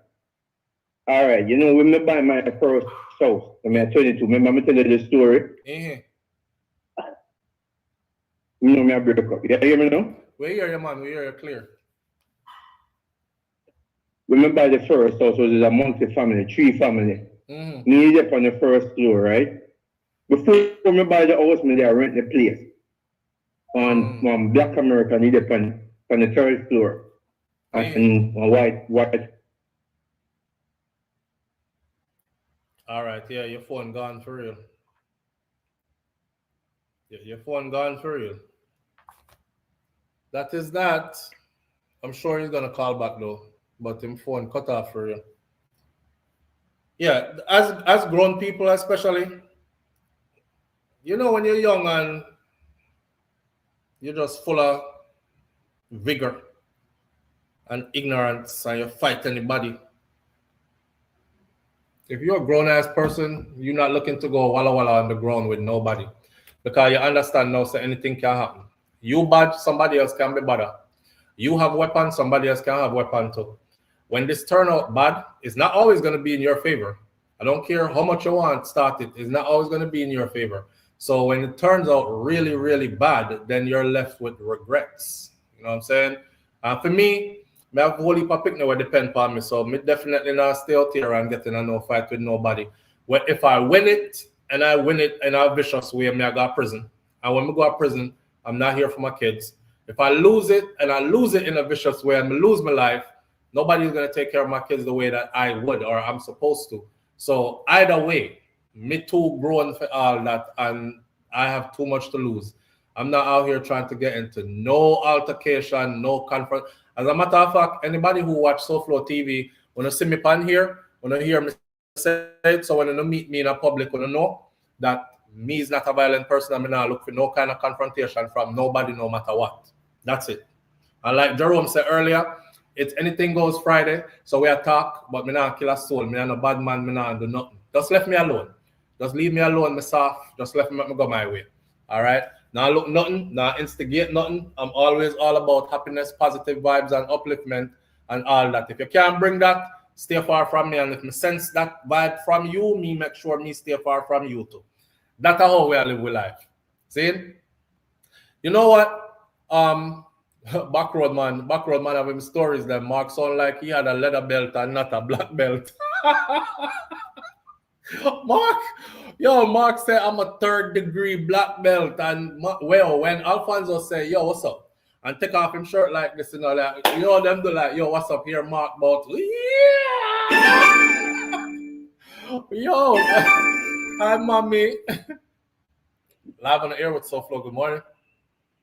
Good morning, SouFLo. How are you doing? I'm good, family. How are you doing? I'm doing well, thank you.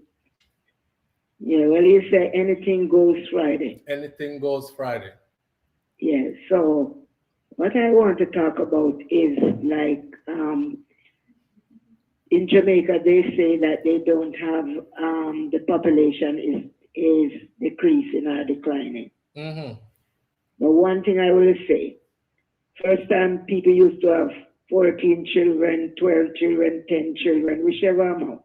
Yeah. And then sometimes the mother and the father is out working. And the oldest children or the oldest sister was the mother of everybody else. Right. And the sister or brother might not get to enjoy their childhood. Because the older So siblings I'm wondering, got pretty much the responsibility to take care of the responsibility of taking care of these children. True. So when people are talking about people having children, mm-hmm. they have to know that they have to make resources like daycare, schools, you know, extra curriculum, all of those things, so that children won't. It's just plan ahead. I'm saying just plan ahead. With all the things that come with raising a child, foresee and plan ahead. Yeah. Right? Yeah, because it doesn't have to be like children taking the responsibilities, because people grow up and it's a trauma when an older child don't get the love and the care like they have needs to. But parents think, oh, they are responsible, I can leave the children with them. Yeah. I have heard of cases where older brothers and sisters abuse their siblings in many different ways. Yeah. And people might look at it like, oh, this child is rude. But sometimes this child, they're a child. Right. And they want help too. Yeah. So that is what I want to bring to the table, you know, like preparation so that children can be children. I agree. Yeah. I agree. We've talked about that quite a few times already, but that's true, and I agree. I actually said stop having oops babies, because that's what I call them, oops babies. When you have a baby that you never planned for, it's a oops baby. It's like, oops, okay, I guess we'll figure it out from here, kind of thing. Yeah. And usually it's one of those situations, you know what I'm saying, where you wasn't prepared, and we say every child is a blessing, but now you're gonna have to struggle. And and then oftentimes the children are left struggling, especially the older one if you plan to have more and more. You know, the thing as you say, people say every child is a blessing. I was talking about that with somebody 2 days ago. Somebody said, no, some of them is a curse. It's not every child is a blessing, and it's not every conception God is into. Right. Because in incest, in rape, and that I agree with. and sometimes wants. A woman have a child already, or 2 children already, and just want. But let me ask you Wants this. let her go out there and have more to help these other children. You know. But let me ask you this though. If every child is not a blessing, right? And we say God is in control of all things, why would God allow a child to come to fruition that is not a blessing? Well, go back and look in the Bible with Sarah and Abraham. Hagar had Ishmael, and that wasn't the son that God wanted to bring to give to Sarah and Abraham. And Hagar had a son, Ishmael, and then Sarah run her out, to hardship, and then God helped them. So not that God is not going to help, but some children, as Ishmael he wasn't ordained to be conceived. So you believe that some children are a curse or crosses then? Yeah? You believe that some children are a curse or crosses?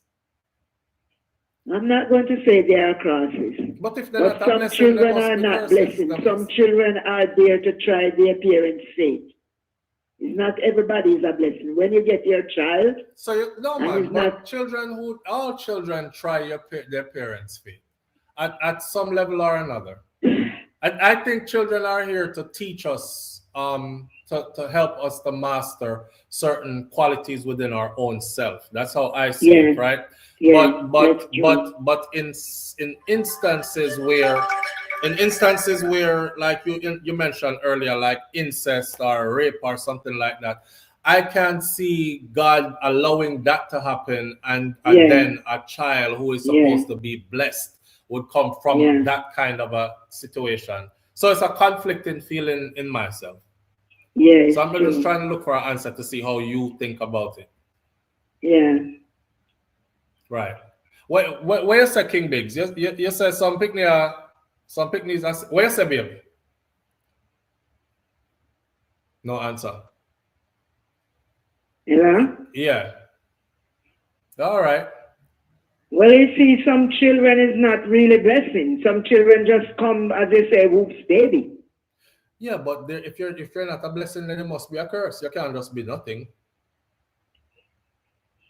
I can't say it's a curse, but I will say it's a trial. Trial. That is their trial. They put it in their presence or their thing to get that child. So I would say it's their trial and tribulation. And sometimes that poor child come and suffer too. Yeah, I'm conflicted in this one because I've seen children who grow up giving their parents a hard time, and they were oops babies, and they end up being the lifesaver for the whole family actually. So, of course, that can happen. So I don't know at what point you look at the child and say if the child is a blessing or not a blessing. I don't know at what point.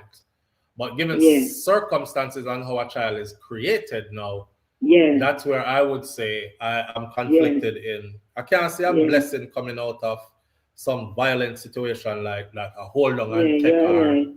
Yeah. You're right. All right. Okay, so no. Thank you for sharing. I appreciate you. You too, my friend. Thank you. All right. Later. Yeah, that one was kind of conflict. I'm still on the wall about that one. I don't know. Because them say the creator knows all things, and I guess I have many questions still, like why would God allow certain things to happen? And why would a poor innocent child come into this world and not be a blessing? But then again, how can you call a rape child a blessing? You see what I'm saying? I'm conflicted, and I'm sure you all are too. But I'm conflicted just like me. No answer. That's why nobody now calling. So the whole of we confused and conflicted. I'm going to move right along to this particular topic right here that I wanted to talk about. And this one is about land and about a land dispute. So y'all know that over the week, yesterday, day before yesterday, we were talking about the people them whose house get mashed down in Trelawney, and government come out and said they had nothing to do with it.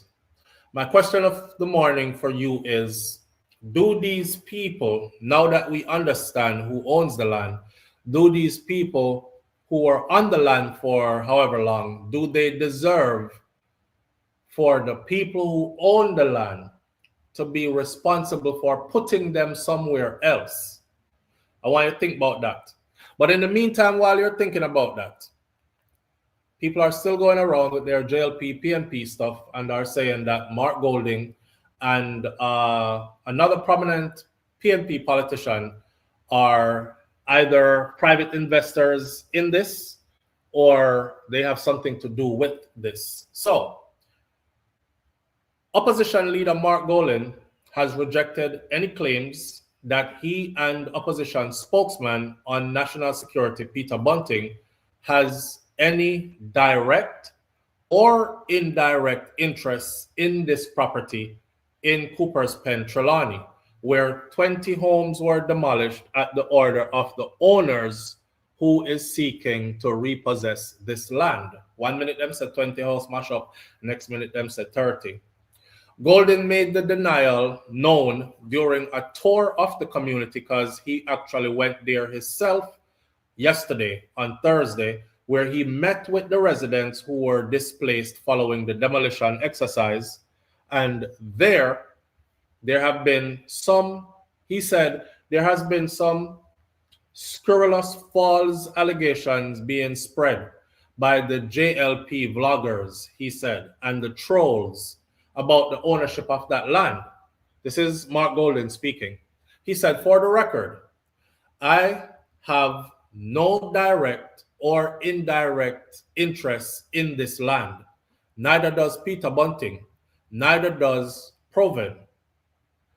Golding said that he has never even visited this property before the recent controversy, and he was not seeking to, he was only now seeking to understand the history and the circumstances surrounding this demolition. He said that I never been to this place or this land ever before, and I know nothing about this place or this land, and I'm trying to get to the bottom of it now. So please stop spreading rumors that he has anything to do with it, whether you're telling people that he's a private investor in it or he is invested in a company who wants the land or anything like that. He said he absolutely has nothing to do with it, neither indirectly or directly. Golding was speaking amid renewed scrutiny of the ownership of the Cooper's Pen property and allegations circulating online seeking to link the opposition figure to the land. Remember, I'm telling us that that's why I'm not like talk to some Jamaican, because everything for them is JLP, PNP. Yes, a Golding them, yes, a PNP do it, and you can't have a conversation outside of politics. So, according to Mr. Golding, Mark Golding, he said the property has a long history, he has found out, and has been owned by the Falmouth Holdings since the 1960s. So somebody said yesterday, because I was telling you about the injunction and what happened in the court in 2010 and all that, how the people who own the land of the holding company took them to court and they won. The 99 people who were on it were told to leave and given a certain time to be evicted off the land, and the people who own it were awarded $50,000 for each individual. And I said 50,000 times 99. But the people kept multiplying on the land instead of leaving. Well, Mark Golding just put out that they have actually owned the land since 1960s. That is how long the same company. So the person who said yesterday, SouFLo, you have to do more research than this, a Crown Land and XYZ. Well, hear what? If this is crown land, please remember that all land in Jamaica is crown land. At some point, that land was sold to somebody. Somebody originally owned that land and then sell it to your people, and then it became no longer crown land. So if they have been holding paperwork legitimately saying they own this land since the 60s, that are before my lifetime, since the 60s, then we don't need to talk about if it's crown land before that. He argued that some of the residents, though, he said some of the residents who have occupied this land for many years, that they may have acquired rights through a long-standing adverse possession, and they may have questioned, he is questioning why those rights had not been protected. This is Mark Golden still. He said that some of the people have been here on this land for many, many years, and they should have acquired rights by virtue of their long-standing adverse possession. I don't know how those rights have not been protected, he said. He called on the government to intervene urgently to find a solution for the affected residents, those whose house did get licked down. And Golding said that those homes that have been destroyed, those people should be resettled on suitable land in dignity and in some comfort, while the government should also negotiate with the property owners to protect residents whose homes remain standing, but they are threatened that the same thing is about to happen to them if they do not move out sometime soon, because the wreckers are coming back to wreck the land with the rest of the homes that are left there. Some 40-something homes are left there. And them are come lick them down, they promise, like how them lick down the others already. So the government must really step in and find a solution for these people. Those who have lost their homes, obviously, they will need to be resettled on land. And as I've said, in dignity and in comfort. And the government must get on that case immediately, Mark Golden said. Golden also argued that the authorities to address the situation facing residents whose homes were not demolished but remain at risk.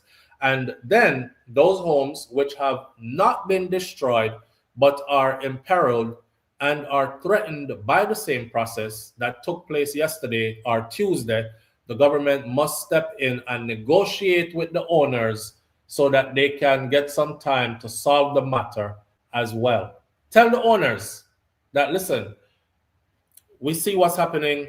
We're going to move the people off the land, and we'll do it in fast fashion. Just don't lick down them house come next Monday, right? Don't lick down them house come next Monday. Give us, say a date and stick to it. Give us 30 days. In 30 days, we will have everybody off your land. Something like that. But them need help.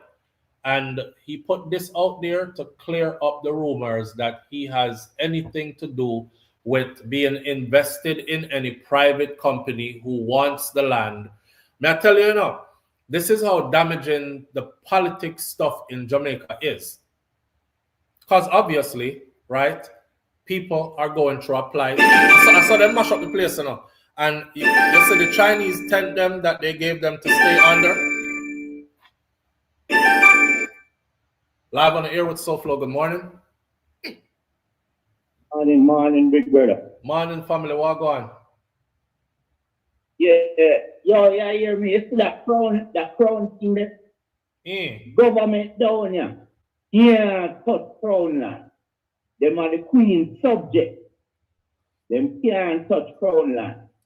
You see, like how you are the one who really put it out there for the crown on the beach, them, Yeah. Crown a collect on that. You see, yo, the Sunday I was past, right? Bert Samuels do an interview for Kabu program, the African Pharaoh. And now Kabu a broadcast like on YouTube, so you can see the document them a look on.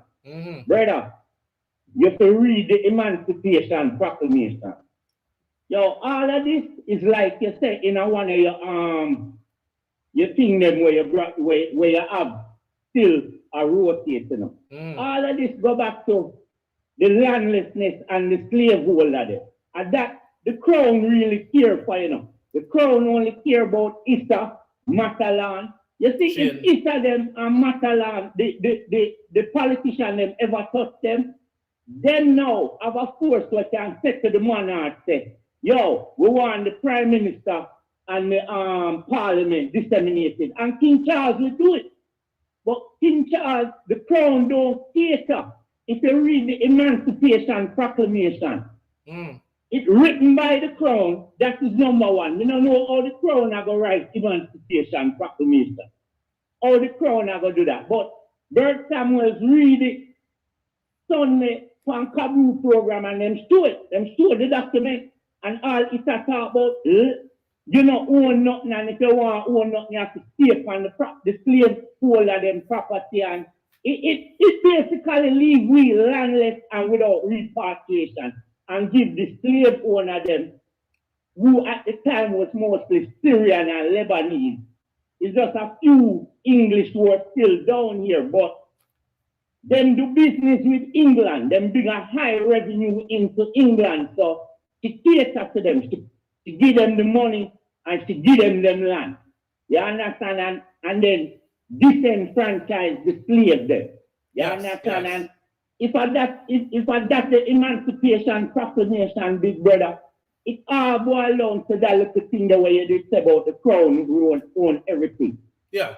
The crown are just the rulers of Jamaica still. I just that everything I go back to dear couple. You understand? Just like it's in England, everybody has said the English people. No, the English people are slaves to the crown. If you're dead at England, the crown has take half of your dead left. Yeah. If you just like one say, and may I beg you look into the people and find your platform, that Emancipation Proclamation. And then thing they make man like me turn from independence, you know, to celebrate, because it's like them Christian now. Why you still following a slave Bible when them have the original Bible out there written in Giza, Amharic, the Ethiopian Bible? Why you still following something that the truth is out there, the Bible where them take from is there? They show you that Christianity come from Ethiopia. Yeah. So why is something wrong with it? We just, no matter all the truth out there, big brother, you are the only one who see like really push the truth religiously. And I know enough people not buy it. Yeah. Because you have people still walk around and talk about them don't know who own the beach. And then you come out and say, yo, the crown. Let me tell you something, bro. The truth is hard to accept. Okay? That's the truth. It's hard to accept. And I'm telling you the God honest truth. You know, sir, when I finally realized that Jamaica was not independent, as in the word independent, I keep on repeating this for everybody to hear me. It was like a heartbreak to me that day. That I took it hard that day. So now I had to go look and see everything else. I have a video on YouTube that I did years ago, and I did extensive research to put that video out. If you all go and look up a video from SouFLoTV on YouTube that says Jamaica still a slave colony, look up that video. Yeah, and that video that me talk about. All right. In that video, it tells you who owns what, and I mean everything. I had time on my hands, and I did dive deep. And me list out everything from Digicel to Flow to every single thing. I that video there make me dive deep too. I realized say, yo, we're still in a slavery, and the slaveholder them they're right next to me in a yard, same way. Yeah, man. And at them I run the program then. Yeah, you have workers for the crown. What we have is workers for the crown. And overseers them for the crown. Them are overseers for the plantation. Yo, yeah. The biggest trick. Cause this last queen, you know, a King Charles mother saved the crown, you know. Because them man there in America, them Illuminati, them Freemasons almost mash up her with the euro. and she rallied back on our slave colony them. Because she prints her own money, you know, the crown prints its own money in our colony them, you know. Me don't know nothing about I none of crown that, print. no. Yeah, man, research it to come read. No, you know what me I say, no? You know what me I say, bro? You know what me I say? We don't know nothing about none of that, you know. Read between the lines, man. Survive intelligently, man. All right. Navigate consciously, Yeah, man. Yo, warrior.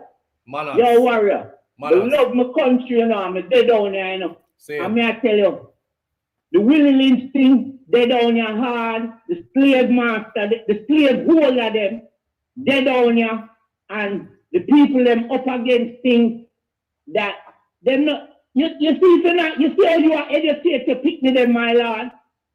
The average picnic, myself included growing up, never get that awareness there. You see all, yo brother, you see how we love white people in a Jamaica, or we just get subservient. So it's not surprising when you go up foreign to see a Jamaican run for drugs, because make a white person that know. You know, everybody wants to know man, how a Jamaican would deal with a Jamaican. A Jamaican would put up with a white man or a white woman separate. Look at the type of white woman them are run around with down here. Where's the walk to yeah, them? but then to a good sister them, well look at them not investing in them, but them ready, them give the ugly white woman them where they get no respect enough for them country. Every respect. Seeing. Every So what you respect. say, them a get like bottom of the barrel white woman down there. And them a praise. You know them that. not get no top and white woman. Hold on. Daddy, you know the thing, you know, you're a grown man, you know. When you come down here, you're step on the ground, you know. See? You know the thing, no matter with the SouFLo, but you see the thing me love about you, Rastigan. I see Isaac a try, you know. But me I watch Isaac because you see them people there. You see the new PNC them. We kind of will give them a chance, but you see Bunting, you see all of them man there, them man there are the queen, and the monarch, and the crown soldier them that, you know. And me not really trust them because they have brought the country, they have helped to bring the country to where it is now. It's now. Because look, you see, a few girls get smart now, you know, and say, all right, them now breed because they're not in a position to breed. See. But you see our Cooper's Pen now. Me know that area there now. We work down here. See. So, me I tell you, say, when you see it now, when you see the hotel them, you understand the scheme and go on. But look at the state of mind of people now. How you are going to breed with girls and you don't even own a bed or a pot. You don't even know the responsibility about pay light bill. But you reach and bring picnic in the world and you can't take care of yourself. You have a mentality down here which is push forward, like me I no bag wire man. Me no use condom. If you are use condom, you are bag wire man. Like, yo, what kind of foolishness that? But some of the women them a get wise. Me have to say the woman them because the man them still kind of loose with it. You understand? Because me there Jamaican man all a walk past them pick me like they not even acknowledge that. See. You understand? But me I say, Andrew, let's get up there about we need to procreate. How we to procreate if you not create an atmosphere for growth and prosperity? How we to procreate if you not set the stage for that? Them say bring them come make them suffer. Yeah, and that's yo, brother, big up yourself. Big up Sir Rattigan. You know, big up all of the man them we are talking to right now. Manners and respect, brother. Yes, brother. Aye. Bring them come make them suffer. Them can aki. Alright, so live on the air with SouFLo. Good morning. Hi, good morning. How are you? I'm good. How you doing? I'm fine. Back to the Cooper's Pen land regarding when Mark Golden said it was from the 1960s. There's a girl on TikTok. I think her name is Fifth Element. Mhm. She did an extensive research on it and shows you the actual documents, because when people are saying the land was crowned land, it was never crowned land Right. in terms of that, because it was owned by a man It was a called, family land that was passed down. yes, by Jobson. Right. And I guess why this was crowned is because the administrator general stepped in, I think, to protect the rights of the children when that man died. Right. And then this person who owned the new Fambo development claimed that he bought the land in 1967. And he paid money for it in 1968. It actually says that the Jobson family works with this company. That land is represented by that holding company is represented by the family is represented by that holding company. No, the family was represented by the administrator general because they were minors at the time when the father died. No, I'm talking about currently. No, they have a current court case. The children have a current court case regarding the ownership of the property. The children are fighting for the land? Yes, because they are claiming that the attorney, how these people came on title was because they did an ex parte court hearing, which the attorney general basically went behind your backs and transferred the land to this company. So because I went in and I looked up all these court cases. There's so many court cases. So the company, the holding company now that is claiming to have ownership of the land since the 60s, you're saying that they got the land through ill-gotten gain then?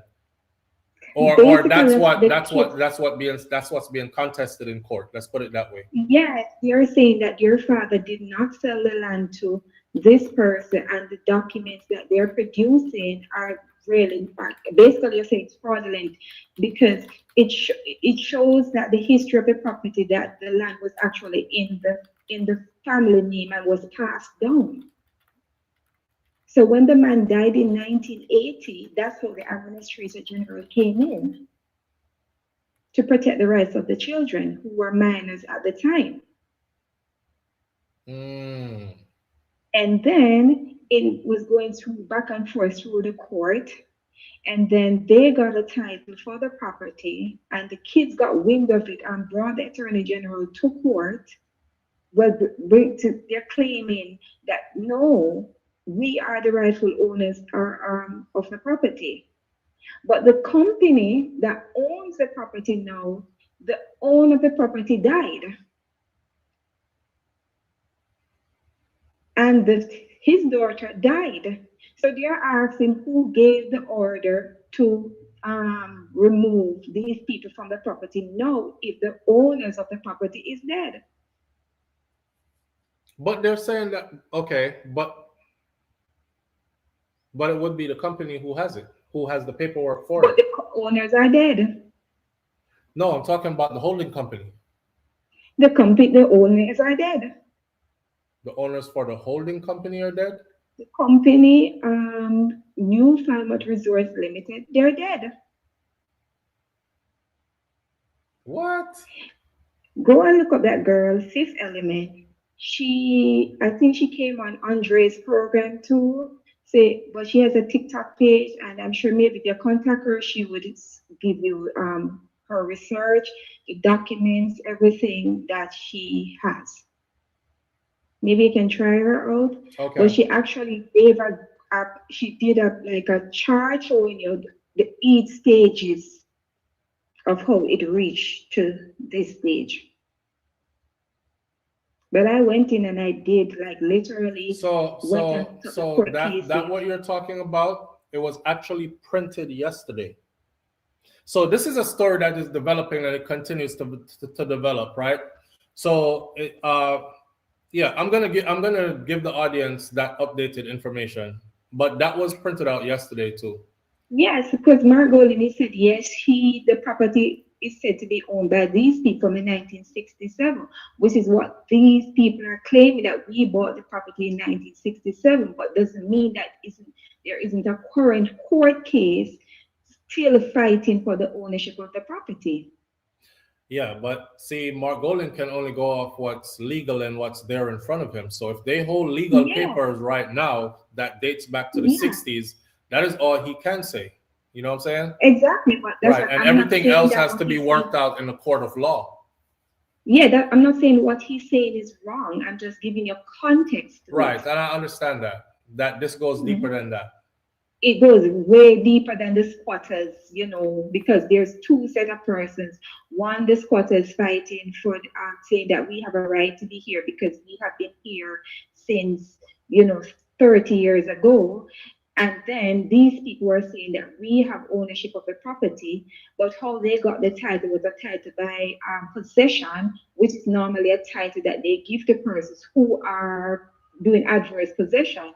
For you to do adverse possession, you have to be on the property living, showing some ownership, whether you're fencing the property, Or paying farming on the property, land taxes paying land taxes, but it's not only that. And then you have to have undisturbed ownership. How for can adverse you ask? possession, right? Yes, but Yeah. it cannot be undisturbed if there is court cases. Mm. So I think this thing really opened up a whole lot of things. So people say, wow, all of this is going on behind the scenes. Right. But if you find her, maybe you can ask her because she has like documents, not just that she's just talking. She's What's her name? showing you the Fifth fifth element? element, 5T8 element. Okay. She's on TikTok, you said? Yes, but she came on Andre's program. I think it was last night, or she was on his program yesterday in the midday too. Mm-hmm. But she has a TikTok page, and maybe you can try to contact her. And because she was saying she's not afraid to share her research. Right. So at least maybe, I mean, she did extensive research showing titles, showing the she was speaking about the checks, all of those stuff that they claimed that they paid for the property. I'm also hearing now that there was an actual will. It's a whole lot of things, but the persons that actually own that holding company now are no longer alive. And I just saw it in the news that they are deregistering that company Right. because I think in Jamaica, for you to still be a registered company, you should show your shareholders or your beneficial shareholders, and they refuse to do that. So that's what I was going to give to the audience next. Mhm. That there is a open dispute in the courts about the actual ownership of that land, and also that the private entity behind that mass pre-dawn demolition of the houses in Cooper's Pen, Trelawney in New Falmouth Resort Limited is New Falmouth Resort Limited. Following the flattening of those homes, Yeah. it was revealed that the company is also facing imminent removal from the official registry by the Companies Office of Jamaica. This is Yeah. where companies would get the right to work to exist as a company on the island, as a business, a company, and they're Yeah. facing getting deregistered, right? Now, the Yeah. beneficial ownership disclosure breaches is one. The company failed to declare its mandatory beneficial ownership details. And that's one of the Yeah. reasons why they could lose status. Now, under Jamaica's strict anti-money laundering laws, failing to supply this information results in striking the entity off the National Commercial Business Registry. So unless they could come up with that information, they stand to be struck off of the business registry, which means they would no longer be a legitimate entity. Exactly. So if them go over there and lick down the people them house and then they get deregistered and no longer are a legitimate entity. But the question is, if the owner, who is Mr. Chisholm, had died and his daughter died from April, you're claiming that somebody went to the court in June. Who did that? Who is now these secret persons? If they went to court, they should have a record of who that was. Because if they went to the courts, then a court case was heard, right? So there's a time and a place and a judge that's oversaw that case and all these other things, which should all be on record. Yeah. So who is that secret person, and persons are saying they don't see a court order. I think the man, Mr. Meadows, said he asked for a court order to see what was the court demolition order that is, and he did not see the demolition order. So there's a possibility that there was no demolition order. So other than that, it says that you must do a demolition between sun up and sundown. Right. 3 o'clock in the morning is not sun up and sundown. Which is what we were talking about before. Like, no matter how this went in a court of law and whatever ruling took place, just the demolition was done against the law. And I could tell because there's nowhere, and I said it here, I said somebody is going to have to show me in law in Jamaica where it said it's okay to go bulldozing houses that people live in at 3 a.m. in the morning. So right away, with common sense alone, without even knowing law, you could tell that that was illegal. But the fact that they were able to get so many police officers now to join them and to show a force while this was being conducted, that is something that is very concerning and needs to be addressed. This is why I said the Prime Minister needs to step in and address this immediately. And there's no way the government can separate itself from that, because the fact that you said the police and so many police officers who gave the order, who actually said you guys can go and watch or oversee this demolition. Right. Who gave the order for you to remove all these men right. from their homes right. and did not even charge them? The government is a part of this. Right. Right. Because if you're doing a demolition and you ask the police to assist you, normally is that they do it on their own time as a private time. It's not on the government's time. So how come there were so many police and there were helicopters flying up overhead? It's a big web. Well, this is why the Prime Minister needs to step into this. He's the head honcho in charge. You know, I understand that the Prime Minister basically deals with delegating duties, doling out who does what and who goes where, putting people in positions to handle stuff, and then if it's not handled, they have to answer to him. So he's not necessarily the person on the ground doing stuff. But now this requires him, the head guy in charge of everything, to step in and say, I need answers now. Who rallied those police officers together and told them that they should go and help these people, arrest these guys out the community and show a force over there while this many houses were being demolished? Who did that? That right there, I think, is a rabbit hole that needs to go down as well. Because it's going to show a lot of stuff. Maybe somebody who is in the police force of high ranking is also involved in trying to capture this land as quickly as possible. So this, I mean, it looks away, and it looks like that's what it could be too. They can't separate themselves from it because the Prime Minister, in his capacity, is also the Minister of Defense. They have the Minister of Security because he's in charge of the police force. You have you're telling me that has been going on, because it's not only these persons who are in the dispute. You know, you have JPS that was in it, Water Commission. If you look up there, even this company has brought even other companies to court regarding this said property, because it's not on. It is over 300 acres of land. Yeah, they didn't want people up there to string up no light, and they didn't want people up there to have any plumbing and all these other kind of stuff.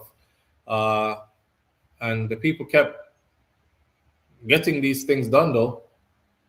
Yeah, no, JPS came in and put in proper lighting, you know. So that's Right. why this company brought JPS to court for trespassing. Right.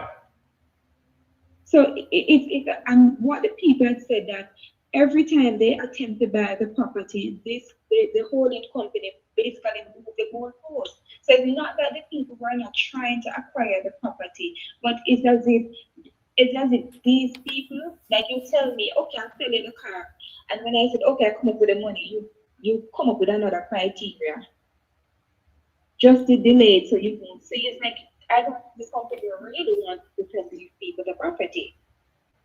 I think the goal is to sell that property to outside investors Exactly. and turn it into like an all-inclusive resort location, because it's prime location for that. It's a big web. Let's say you can find that girl and maybe if she's, because she did say she's willing to share her information, and it's not that she does talking, she has documents. Yeah, I would like to reach out to her. I'm on TikTok right now as you're talking, but when I type in Fifth Element, I get all kinds of stuff. So if you have to type in 5TH. Yeah, I did. Well, you can go on maybe you can go on Andre, and then I don't know if, because she said. Okay, I actually found her. I found her. Yeah. Yeah, I got her.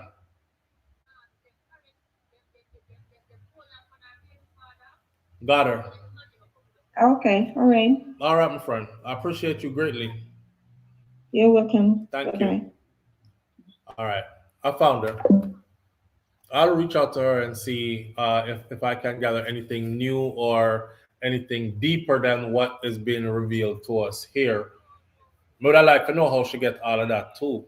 Like if she's able to come up with anything deeper than what is revealed already. We do know that now though, because they just printed this, that there is an ongoing dispute as to who is the actual proper owner of the land, even though New Falmouth Resorts Limited presents documents that dates back to the 60s of their ownership of this land. So it's going to be interesting. Live on the air with SouFLo. Good morning. Hey, SouFLo. Yeah, family. All right, Fifth Element of the lady. Just the lady video we put out at the hospital where our husband died at St. Hospital. Yeah, me have her right now. See her? Me have her right now on the Right, phone. right. Yeah, me find her. Okay, so see the wine I talk about that here video, okay? So if your husband them make dead at hospital? Right. This is interesting. Yeah. She come from my area, you know. I'm saying though, the way how her husband went out too, that's interesting. I know, man. I know. Yeah. And then the kind of digging and exposing that she does, and the way how her husband went out, that's very interesting. Maybe me connect that where dots don't need to be connected, but I will reach out to her and see what she's willing to share though. Reach up on her and bring her up on your show, man. She explain everything. All right, I'll see what she's willing to share, brother. All right, brother. All right, manners and respect. All right. Wow, interesting. Y'all heard her story about her husband got to the hospital and the kind of treatment, and then he passed, right? I'm a kind of person that think outside the box. So right away, that's a red flag for me that who ordered the roundup of the male residents and violated their civil rights. 4 hours ago, it was updated news that there is a lawsuit that is pending by the men who were rounded up and arrested. This listen to me and listen to me good, right? Regardless of what we sit back and if and suppose and dig and find and some more, there is one guy out there who can get to the bottom of this as swiftly as possible, and his name is Andrew Holness. Andrew Holness can get to the bottom of this as swiftly as possible. He can use his powers to demand answers immediately, especially answers starting out with who ordered this demolition of these places, these homes, and how come so much police reach up there. Somebody had to instruct the police to go there and to conduct this operation. It's an operation to conduct this operation that they did at this time of the morning. Who did that? It's somebody who is superior over these police officers that did that. Police officers don't just gather up each other and just carry out mission like that. I'm trying to tell y'all, the only person right now, and the person who could do this, is Andrew Holness. He owes the people some explanation. Not just the people who just get them house licked down. But what I would have rotted though, every day this story just build on more and more. Because what I would have rotted if this company actually gets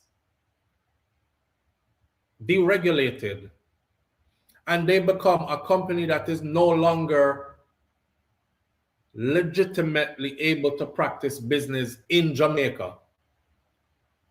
So that would have mean, say, them lick down the people them house for nothing. That's what it would mean. Them lick down the people house for nothing because they wouldn't have a pot to piss in our window to throw it through. They wouldn't have any legal grounds to stand on as to why them hit down the people them house. I would be so pissed if I'm my house. First of all, you're pissed because them lick down your house and them do it without warning at 3 o'clock in the morning. But then when you find out said them not even supposed to can't able to do that neither, that's like somebody down the road just send 2 wrecker up at your yard and say lick down the house there for me. And them lick down your house. Because they can't back it up in court, especially if they get deregulated. This one gets more and more interesting by the day. Yesterday, we heard that they had paperwork from the 60s. Now we're hearing that that paperwork is in question and the actual offsprings of the individuals who originally owned that land they are the ones who are fighting them in court, and the land titles might have switched illegally and all other kind of sitting go on. It's like a land thief, something did go on. Land grabbing. That's what I'm getting from this, that there might be some land grabbing going on here and somebody is not letting this slide, not letting it go through. So it's being contested. And that's the reason why they cannot account for to the government who is their beneficial ownership.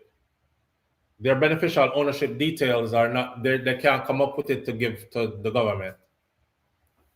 That's something super important, because if they could, they would, because it would save their company from being deregulated.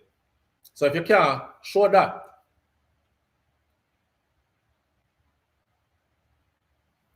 What you say?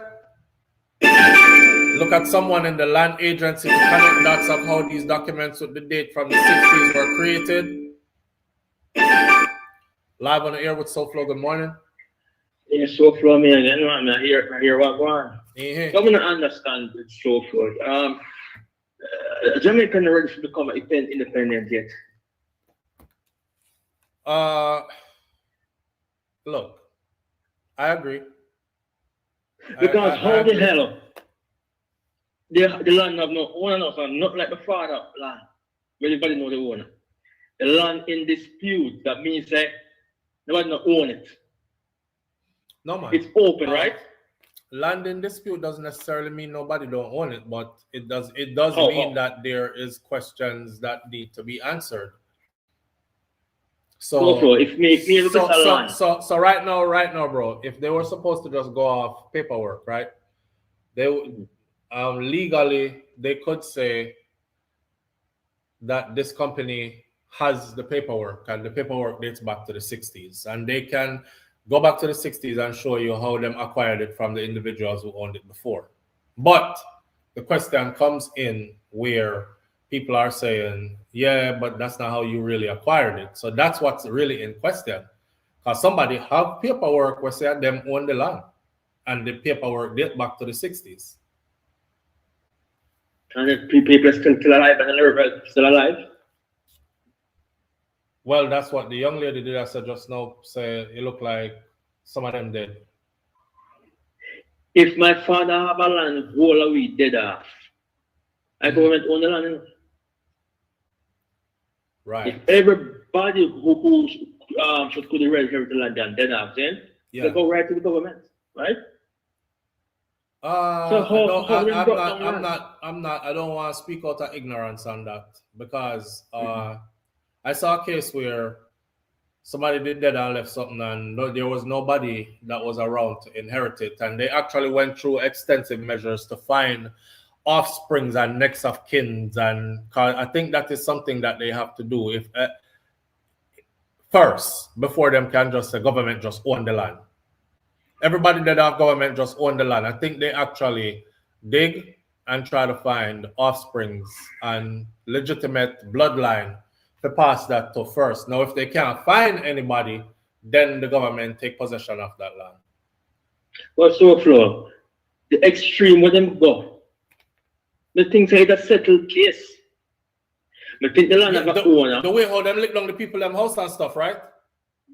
Yeah, then that be that thing too. That's what I say. What a rotted if them go lick down the people them house and then they get deregulated and they themselves in dispute in courts and about to lose their regulation authorization. So how, like, this look like somebody was trying to do a quick thing before something got through. You know what I mean? Yes. Like hurry up and lick them down and hurry up and get the land back quick before any ruling is made about the deregulation, because we can't show them what them need, so them are going to deregulate we, and we're going to lose we're right to exist, so to speak. But by then we would have the land already and everybody move our fight. So hurry up and start lick down house. And that's what I'm thinking. It look like no. I look at the police, how much police involved? I mean, says some MP or some Barbadian jurisdiction after give power that to happen. Who is it? Who's that person? Who give authority? I don't know, but Andrew can find out though. Why is the prime minister being so quiet? That's the thing.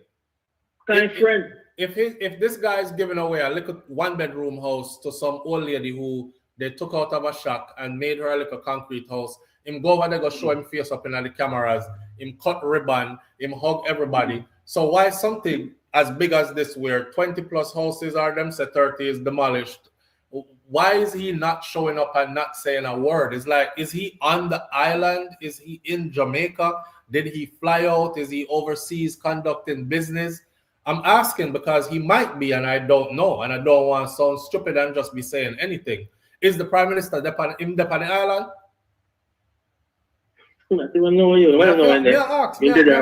Because my God, I am supposed to handle this, brother. He's the one that is supposed to be saying something. From the next time, I'm alive, right there. This hurt my life. Man, disappear from my umbrella. I'm just supposed to say something right now, brother. Yeah, but you know, that's what I'm glad Jamaica are really independent yet. I imagine like my corruption if we decide final decision as well. Bro, so you see when them say about remove the king as the head of state and remove the Privy Council, I think we must go to the Caribbean court or have our last court of appeals in Jamaica. And I say hell no, because we're not ready for that. No integrity, you see what I talk about though? Tell about this man. There's no fucking integrity in Jamaica. It's all about me don't know you, F you, make me help a friend. Oh, people not suffer in Jamaica. Poor people must look like a dog, you hear me? Yeah, you're right. Because this is why I say we're not ready either. And you know what people, and you see them Jamaican people, them tell me about you love white man leadership. And true, you want the man them, you want the under England rulership forever. You're happy being a slave. I'm like, no, hear what? What you know? We're not ready. We're not ready. Look at that. I tell my wife, all days, I respect SouFLo. Because the ignorance of Jamaican people and when they are talk about that time I go to Jamaica for vacation, you're brave as hell. And the ignorance of people, them here, you try to help them now. Here, you know. I want to approach you, But you don't show your face, have a family, you're brave as hell, come out to do it. And some people, when you look out for them, and they see different, you see here from the boy, though. I like, you want the prince, white boy run the place, Oh, you get for that, you know? Yeah. Well, the truth. I know, but I'm telling you that all the time, bro. But this, I love when I'm able If to it use wasn't- these as examples. Like these are the reasons why I don't think that we should remove the king as the head of state, and I don't think we are ready for Privy Council to be done away with, and our final court of appeal is in Jamaica or in the Caribbean. Me not feel like so we're ready for all of that. You wicked virgin, Jamaica, black people wicked to their own people, youth. I know Andrew can't come out from Senate. Some of them are sorry for Kartel, and how long I did that suffer, and I'm not in a prison already. Yeah, if it wasn't for the Privy Council, I'll know him, Sean Storm, Kahir Jones, Andre St. John, the whole of them would have in a prison still. Because and think about this too, though. Think about this too, though. How many more are in prison that can't go to the Privy Council? Can't get that far, and our courts can't free them because they don't want to. And so, for you don't have a theory within myself. Me, I wonder if we also live bad way back in the past, and because we live bad, the white man them trying a way to break us apart as slavery. But there's no way you. How about even deeper than that? How about because we violate each other and turn against ourselves and turn against the laws of the Almighty, that this is our punishment, that others will rule over us, and that we will always be like a lost set of people. Yo, me not say no. Some people say because white man damage me. It's not damage me now. We got free will enough to do what we want and live loving. How we not do it now yet? You know what I mean? It's the amount of people dead over getting us free if we can vote and live and go home. And here we are, I kill one another and not love one another. Yeah. Sure, anyway, big up yourself, SouFLoTV, take care here. Honors and respect, my brother. All right, big up. Yeah. There's a story here that I wanted to go through, though, and it pertains to the land and Jamaica as well, and all these things. After I do this story, it's going to be the last story that we cover for the morning.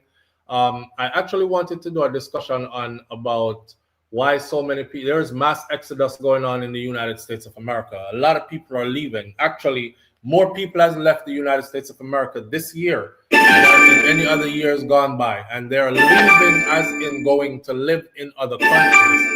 But I'm going to save that discussion for another day. Live on the air with SouFLo. Good morning. Morning. Morning. Afternoon, rather. Mm-hmm. The plot thickens. That's all I can say. So dig it deep in. But I'm just reminding you, I'm going to call you Sunday morning. IRFM, Kabu, Mahataru.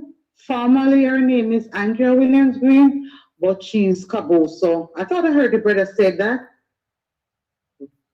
Okay.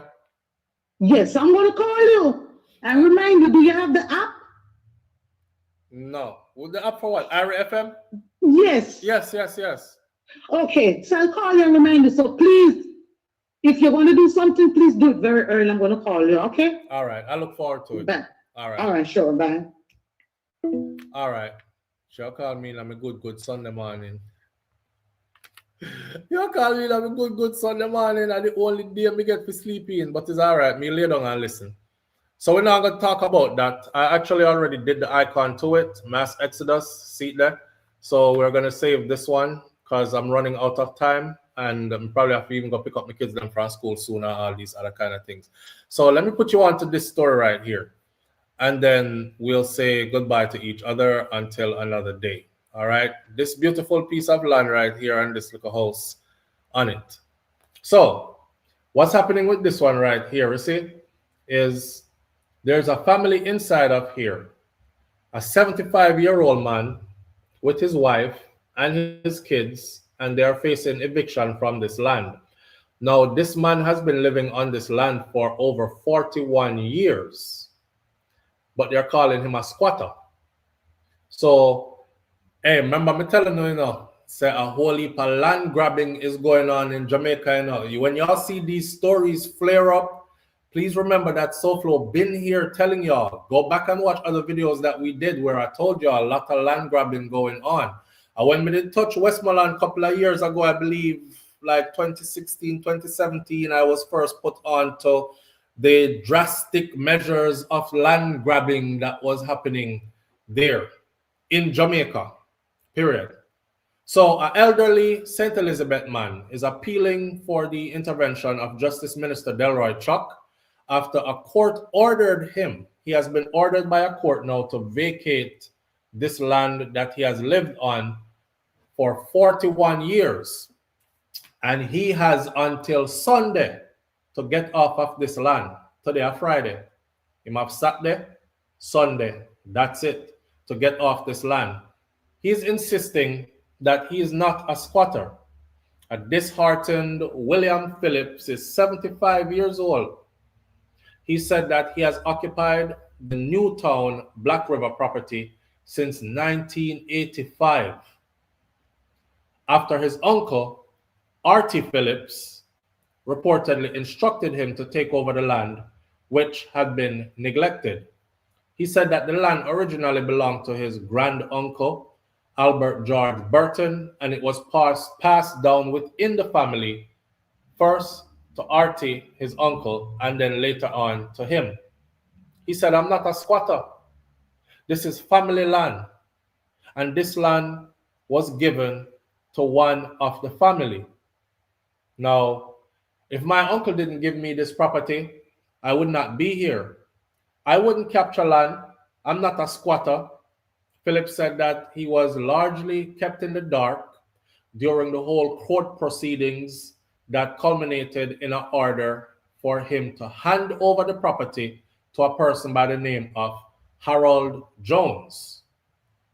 Harold Jones, according to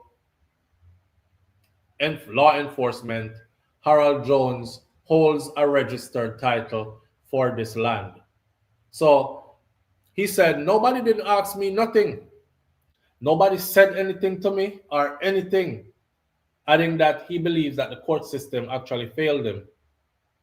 Now, having been unable to reach his member of parliament, Philip said that he plans to travel to Kingston to appeal directly to Delroy Chuck. I want Mr. Chuck to get involved in this because this is not justice. Philip said that his uncle sent for him back in 1979 after the property became overgrown and the neighbors complained about the condition in which it was left in. And he returned from Kingston in 1980 at his uncle's request, and he spent 5 years repairing the house, which had rotted flooring, damaged windows, and no functioning bathroom, or moving in permanently before he moved in permanently in 1985. Now, storm damage. The property has since sustained repeated storm damage, including from Hurricane Gilbert and Hurricane Ivan and Hurricane Beryl, and most recently from Melissa, which destroyed the roof of the property. Philip said that he and his wife, they now sleep under a section of a patch with donated zinc. This man is 75 years old, hold on for the story. The elderly man supports his family by cutting lawns and operating a small car wash on the property. His wife, her name is Narrow Phillips. She is 40 years old. He is 70. She is 40. And the couple who've been married since 2023, them just get married 3 years ago. They have 2 children, ages 7 and 9. Jamaica sweet. Because even in your 70s, you can get a younger woman who can still have babies. Look at that. Look how old he is and him a father to young picnic. 70. 2 children, ages 7 and 9. So if them have 2 children, ages 7 and 9 together, it's either not his children, those, or they had children way before they got married. Because they've only been married since 2023. So they can't have a 9-year-old and then married just 3 years ago. Unless, you know what I'm saying? So anyways, that I found that part kind of, I know I'm sidetracking a bit, but I found that kind of interesting. He said that we don't have anywhere to go. School going to open soon in September, and we don't have anywhere to go. Phillips and his wife said that they had never seen Jones on the property before this dispute. Jones never spoke to them before, never stepped foot on the property before, never came to them and said, hey, I have paperwork that says I own this property, and I would have liked Fona to get off the property because it's my family land and I plan on taking the land. Them say, Court proceedings happened behind them. They knew nothing about it. The only thing them know say is they get an eviction notice and they have to be out by Sunday. Jones, however, now, the man with the paperwork for the land, he did an interview with the Jamaica Gleaner. And he told the Gleaner that he purchased that land back in 1992 from Mary Martin through a solicitor whose name is Donald Smith, both of whom have since died. I'm getting a feeling, right? I'm getting a feeling that a lot of people's land is going to be in dispute, because especially land that was purchased from solicitors and people who previous owners who have all died. If the lawyers and the solicitors who handled your paperwork and the real estate agents and whoever all passed away and you're the one that's here, somebody could go doctor up some paperwork and come back and challenge you for your land, you know, and predate the paperwork past the day when you get your paperwork and say, this is my grandfather land and they had it since the 50s. And then, you know, it passed down to my mom in the 70s and we moved away to England. And these are the paperwork here. And next thing you know, you fight for your life, for your land. Anyway, in a sworn affidavit that was filed in the court proceedings, however, Jones said that Martin was the executor of the estate of Bera Burton and that he brought the property from her in 1992. He said that he saw a for sale sign when he visited the property before completing the purchase, and that Philip was later allowed to occupy a concrete dwelling with his permission. This is what the man said. No, Philip was able to occupy a concrete dwelling, that house right there. When him coming in 1992, him say him see a for sale sign on the land. I have never seen a for sale sign on a piece of land in Jamaica yet. Ever. Maybe I'm blind, but I've never seen a piece of for sale sign on a land in Jamaica. Nowadays, them advertise it through social media or through media, internet, but I have never driven around Jamaica and see somebody put up for sale sign on land. This don't sound safe. This don't sound safe at all, because the people them said them never see this man in a them life. They had never seen him before. He has never come to talk to them, and here he is telling the Gleaner that he was the one who gave permission for them to remain on the land in this house you see behind you. That house have tarpaulin on it now because this is St. Elizabeth, one of the places that were hit the hardest by the hurricane. So for them, roof did get tear off. Get this, the person whose name is Jones, who have all the paperwork now for the land and claiming buy the land in 92 from the original owner, and the solicitor and the original owner are both dead. Jones was living in England and said that he returned to Jamaica at least once a year and he visited the property and he did speak with Phillips.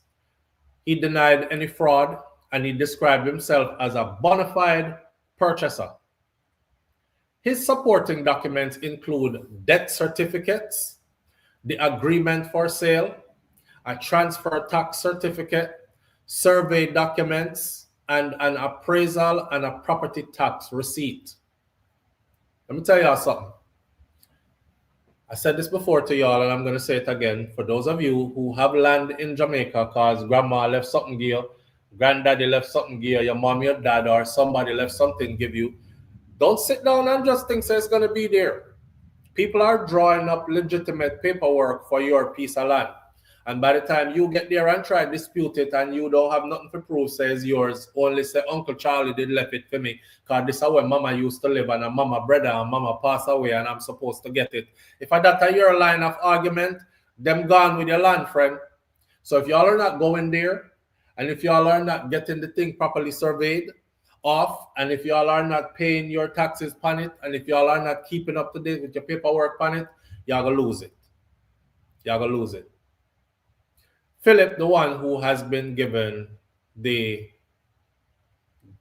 order to leave.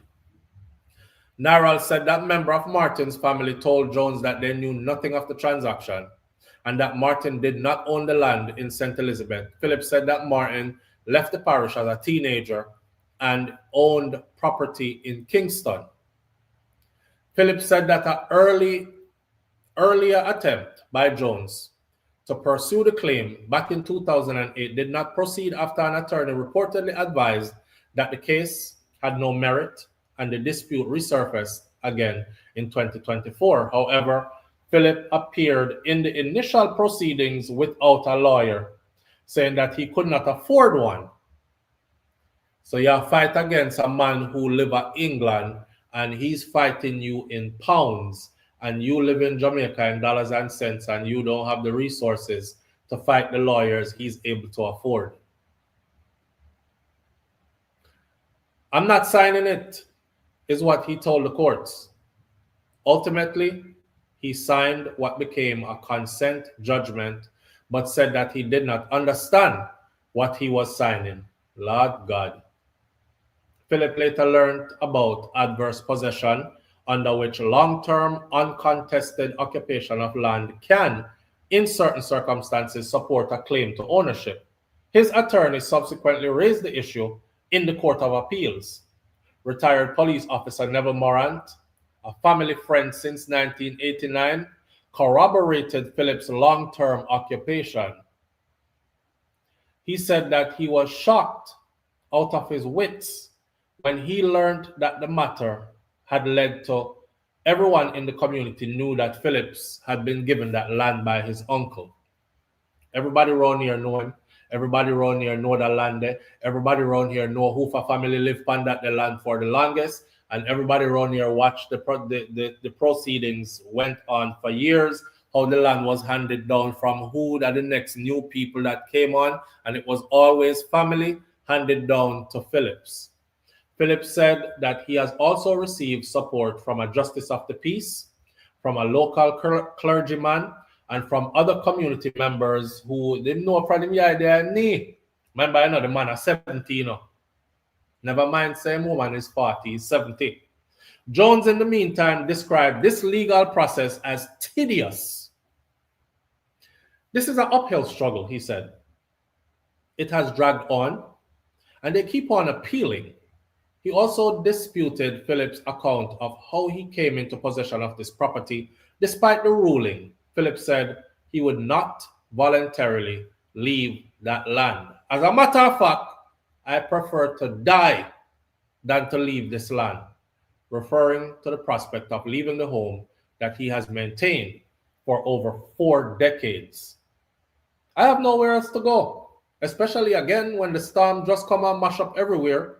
Nowhere left down here for nobody. Asked how he felt about this situation.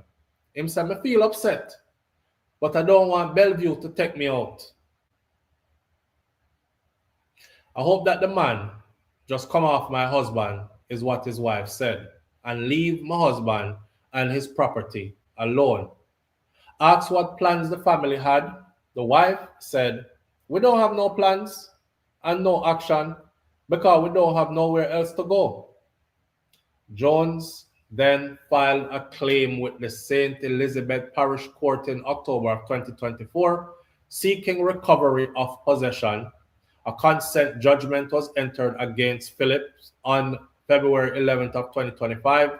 His application is set aside, was refused in January of 2026, and the Court of Appeal refused the stay of execution in a ruling that was delivered July 9th of 2026, was saying to come off of the land.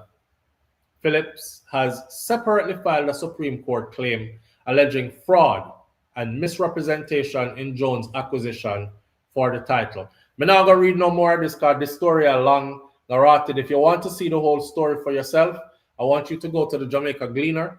I want you to type in, I prefer to die. 75-year-old man, wife, kids face eviction, and you will get the whole story for yourself. We're going to leave it right here for today, though. Again, the message is, please make sure that you put all your ducks in a row, dot your I's, cross your T's, and, you know, a lot of us are working hard and acquiring things. And this should be a wake-up call for all of us. Because if you think so you're gonna leave your stuff, give somebody who well deserve it, like your children or something, somebody else could very well come along and acquire all the things you've worked hard for because you didn't put proper paperwork in place. Now, this man has been on that land for ownership of it for 41 years, right? You never get no survey done. You never draw up no paperwork for sure, no ownership. You never do nothing. You just sit down there on it for all that time until somebody else show up and say them buy it.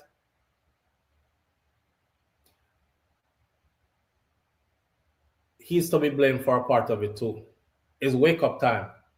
It's wake up time. But a lot more people are going through the same thing that he's going through, and not him alone. And they stand to lose their land, family land, that has been in their family for generations and passed on and passed on. People come from foreign, them see, they have English pounds and they have US dollars, and them pay who them to pay, them doctor up some paperwork, they backdate some paperwork, them take your land from you. Make sure so you have the paperwork in order, or you're going to lose family land. With that said, we're going to leave it right there for this morning. All right. It's Friday. Have a wonderful weekend. I'm going to go get some rest. I'm tired. All that driving that I did and then waking up every day early again. After that, I still have not rested yet. So I'm going to do some resting. And I'm going to go outside and get some sunshine in my skin while it's still hot outside. It's 92 degrees today here. It's supposed to feel like 95 or something like that. So go outside and get some sunshine in your skin, melanated people. All right. Surround yourself with people that you love and people who love you. And if you don't have all of that, go be by yourself. It's okay. Crack a bottle of wine open or something. Watch your favorite shows. Love on you. Learn to love yourself. You can't love yourself. You can't love nobody else. My granny, Miss Ruby, said be good. If you can't be good, be careful, but it's best to be good. And my grandfather, Mas Clevey, said, I will see you tomorrow if God spare life. When I walk good, I'm out.